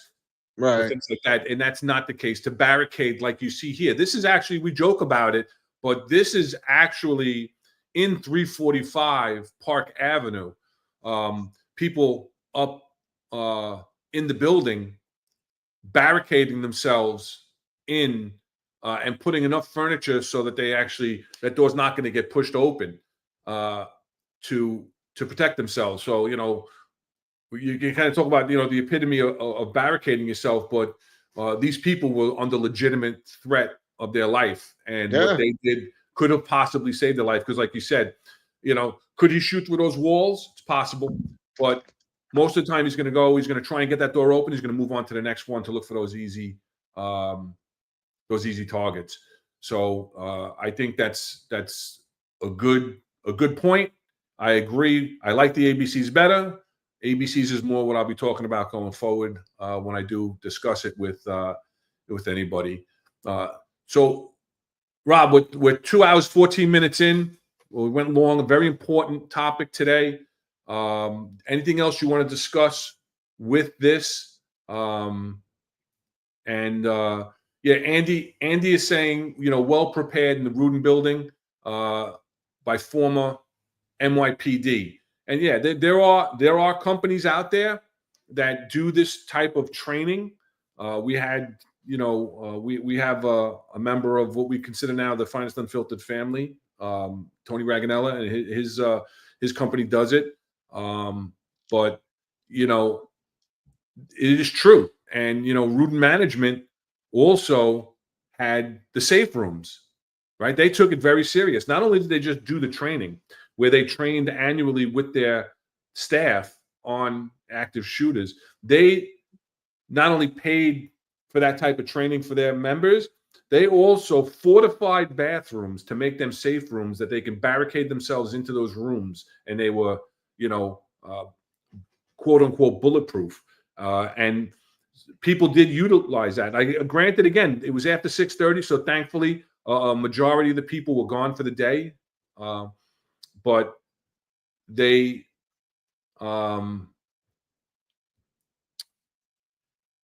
took it serious. They are ones that really cared about their employees and did a lot to get there. So Yeah, no, you 100%. can tell the companies that have, understand the possibility of something like this that could happen and the precautionary things that they do. I think they even had like active shooter drills in there. So I mean, they've done a lot to help their employees, and truthfully, every company should really be doing that. So whether you're, even if you're a small little store or whatever, I think that another important thing is understand the difference between cover and concealment. That's a big thing. And yeah, I think that it's good if a company does that, then you're working for the right company. And if they aren't doing it, I think you should make that an employee suggestion or whatever, and get somebody in there and do the training. So Yeah. Yeah, I agree with you 100%. It's how much is a life worth? It's great. So yeah, hit that. We're 2 hours 16 minutes in. We're going to go a little further. Hit that like, share, and subscribe. Also, we started a new X page, so you can follow us at Exec Perspective on X.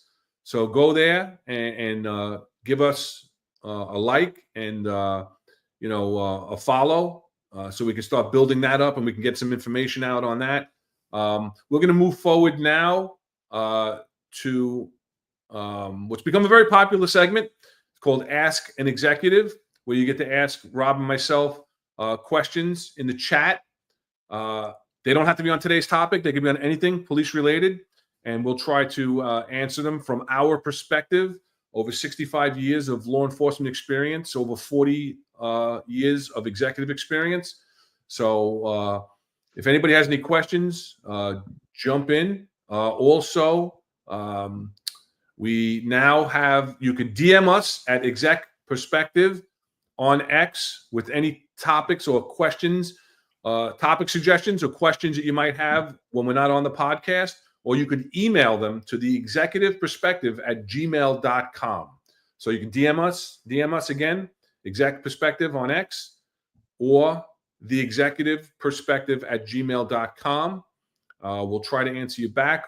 We will keep your identity confidential. We know that active members of the service cannot comment openly with their names without the fear of retribution. We understand that some people have those fears, and that's fine. We will keep you confidential. This is a way that you can contact us confidentially if you'd like to engage with us, if you'd like to have a question, maybe a topic conversation, or if you'd like to give us some information that you might want to hear us talk about, like I said, future topics, but also things that are going on within the NYPD that we may be able to speak about because we have a voice that we can speak as retired members that active members aren't always able to do. QC Beast. Yes. Were you in the 7-0 when Lieutenant Narvaez was killed? Yes. Freddie Narvaez was my platoon commander, October 18th, 1996. One of the worst days of my life. I was working the 4 to 12. At the time, I was the arrest processing officer. I took that position for 4 months while I was studying for sergeant. I did respond out to the scene, to the 1013 that was put over, but I was not part of the initial responding members of the 7-0 precinct who neutralized Freddie's killer. So yes, I was. I know Terry Munane answered the question, but L. McIlos, I hope I'm saying that right, asked about shotguns and rifles in the precincts, and no, they don't. Terry's spot on right there. No, they don't. So, and Knuckles, if that's you, if you're listening, we just got your follow. Thank you. And then I don't know. There was another. Oh, so somebody asked earlier. I forget who, but asked what's a bear and a bear cat. I'm sorry, I didn't explain that more appropriately.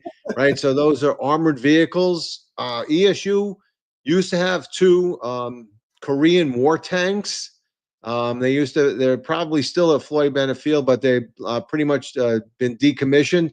I think one of them went up to Pelham Bay and helped the officer that was up there that was pinned down under gunfire. But the Bear is a armored vehicle. It's made by that's a larger armored vehicle. The Bearcat is a smaller armored vehicle. They both have what's known as level 4 ballistic protection, and they can stop rifle rounds. If you Google it, that's the Bearcat. Yeah, that's the smaller one. There was a video of a larger one, and that's the Bear. But you can use them for deployment of teams, and they're also a point of cover because they provide the highest level ballistic protection. So if you Google it, you can see that they've been shot at numerous times, not particularly in New York City, but in some of the other law enforcement throughout the country have used it, where they've pulled up and people with like AK-47s have come out of their trailer and just started shooting rounds at it. And you can literally, the glass in the window, everything stops. It stops all that shooting. So they're a necessary vehicle, and they're a great vehicle. So any other questions? Yeah, feel free to throw out any questions you have out there. We'll give you a minute or two. I know it's late. We're 2:20 into it. But we want to give the opportunity to ask the questions because it's been, like I said, we've gotten a lot of positive feedback from this segment. And so we'll give you another minute or so. And for future, don't DM us and send us emails now. We're not going to be able to answer them during the show. But if anybody else is on here in the chat, thank you, Simply E, for following. Appreciate that. Those are for questions that you have when the show's not on. If you have any questions, throw them in the chat right now, and we'll be happy to answer. I think we answered the questions during the show today. Yeah. I think, like you said, though, if somebody, we close down or whatever, and you think of something later on, or even if you see something on John and Eric's or Sal's show or 10-4 Tavern, and something pops up, and you say, hey, you know what, that might be a good question I could ask, Ron and Rob. Absolutely, throw it in an email and send it to us, and then we'll read it out the next time we do this particular segment. So.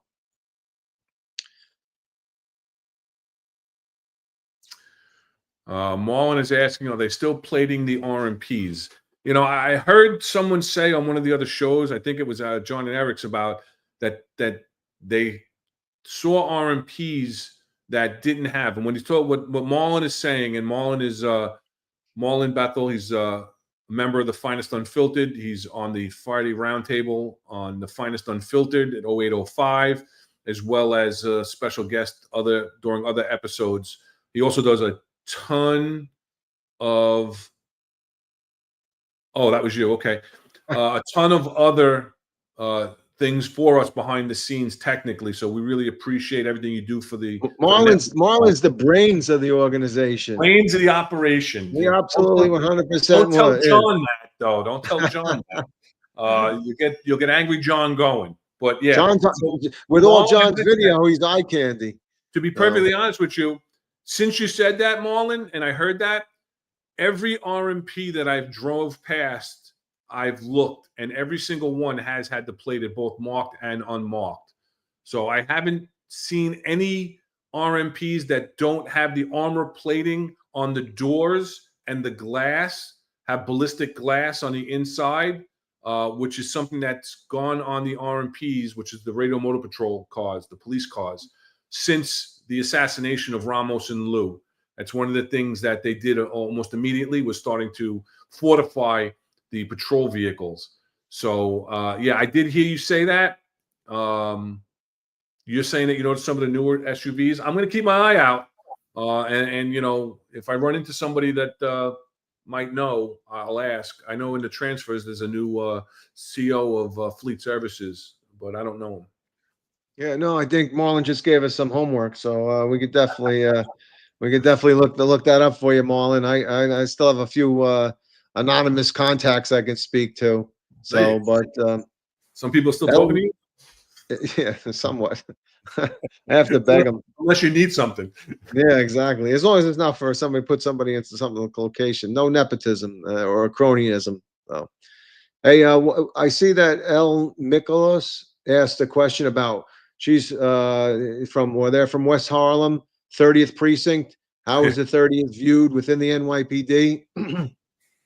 I worked Manhattan North, and unfortunately, I remember the 30th precinct as the Dirty 30 when they walked out a bunch of cops that were arrested for kicking in doors, basically like cowboys and stuff, and stealing money. But I know that was always a busy command, the 3-0. Before they made the 3-3, right? You had just the 3-4. The 3-2 was a busy house. The 3-4 was really busy until they split it up into the 3-3 and the 3-4. And the 30th precinct, yeah, that was always a busy house. I had a high respect for those guys, and I think guys and gals up there, and I think they do a good job. So the 3-0 is a good precinct. Was RDV asking if given the opportunity, what specific changes would you make to revamp the NYPD promotion process? We've talked about this at length. Yeah, that's a tough question because there's so many dynamics to it, right? I mean, if you listen, and anybody that didn't watch it this morning, they should go back and watch John and Eric when they interview Corey Pegues, a retired deputy inspector, had what we would consider like a little bit of a checkered past. I mean, he kind of go through some of the things that he had issues with, but he specifically said he wanted to get a lieutenant promoted. And he spoke to Mike Tassetta, which used to drive Gianelli. And Gianelli said, I don't know that he named Mike specifically, though. I just did. Mike's a good guy. I knew him a lot.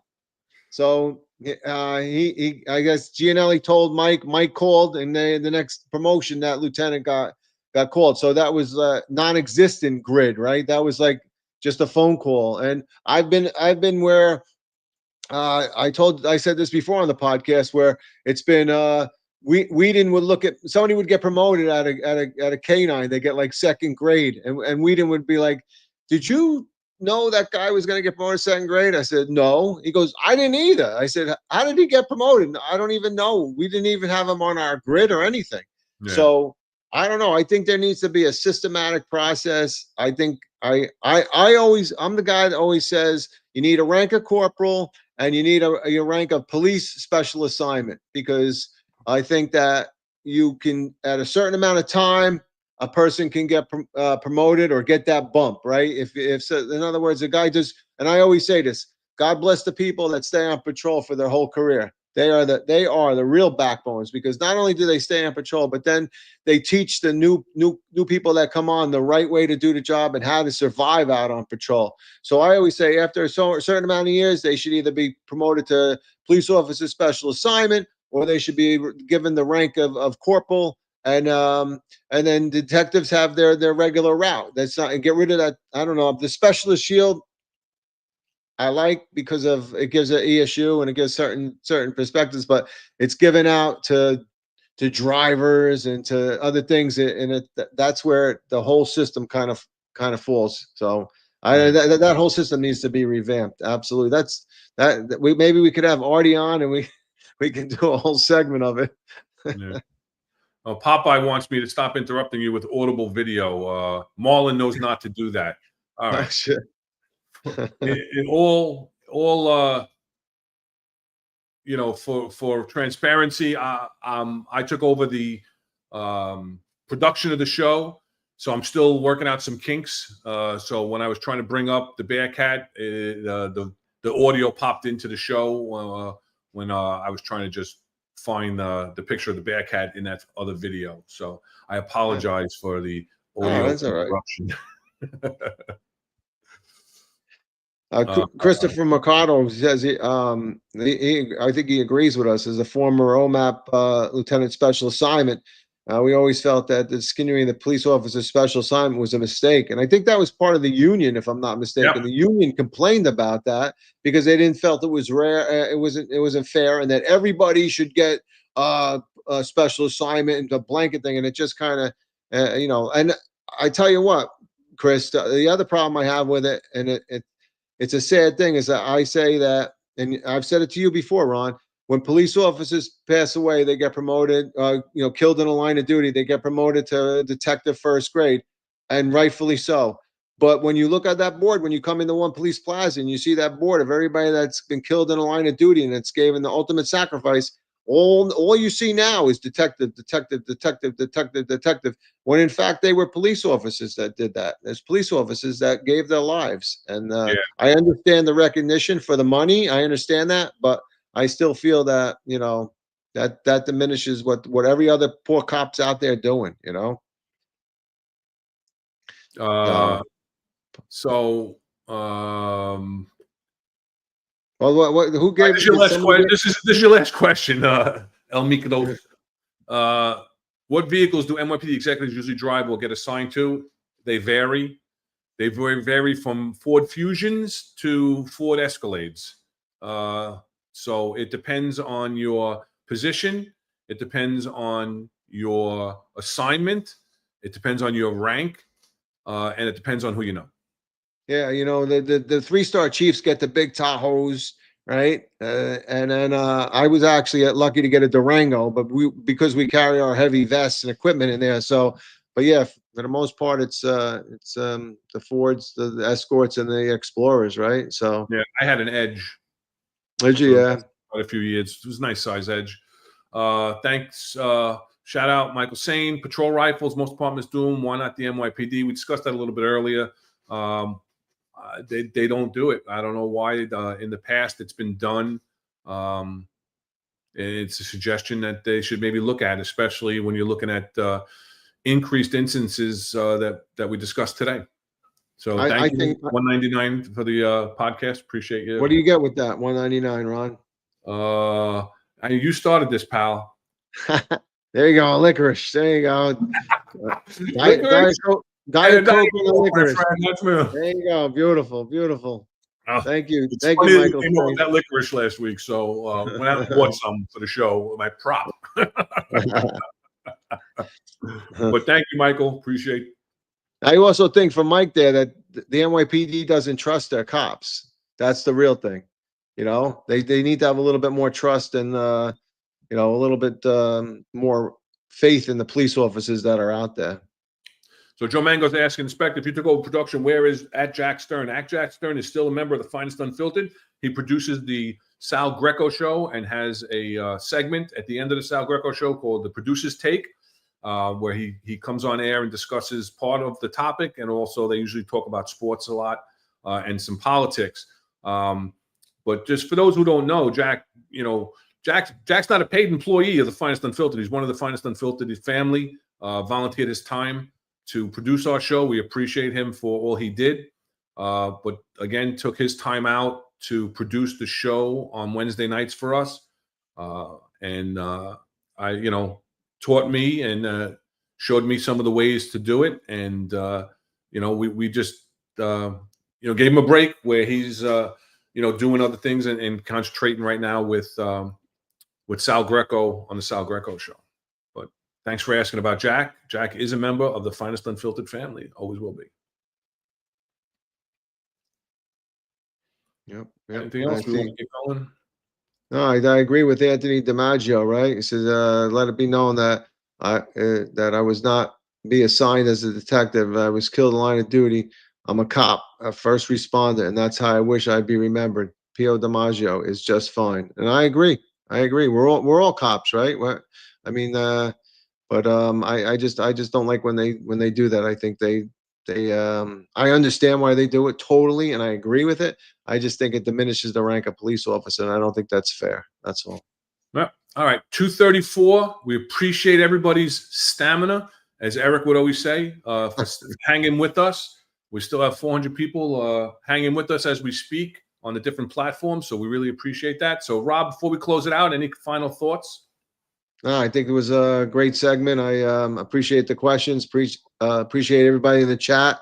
You know, like you said, like and subscribe, and you know, be safe out there. Everything we say and everything we do on our channels when we're on night, you know, prep, and we talk about this before, is to make it so that everybody's safe out there and everybody can do their job and can go home at the end of the day. So just be careful out there. All right. Thank you very much. And so tomorrow we have the Sal Greco show at 13:05, where he'll have Serena Townsend, who's going to update us on some legal cases, talk about some local politics and other things going on in the NYPD with Sal. And then, like I said, you'll have Jack Stern at the end of that show with his producer's take. And then, of course, we have the finest unfiltered, New York's finest retired and unfiltered podcast.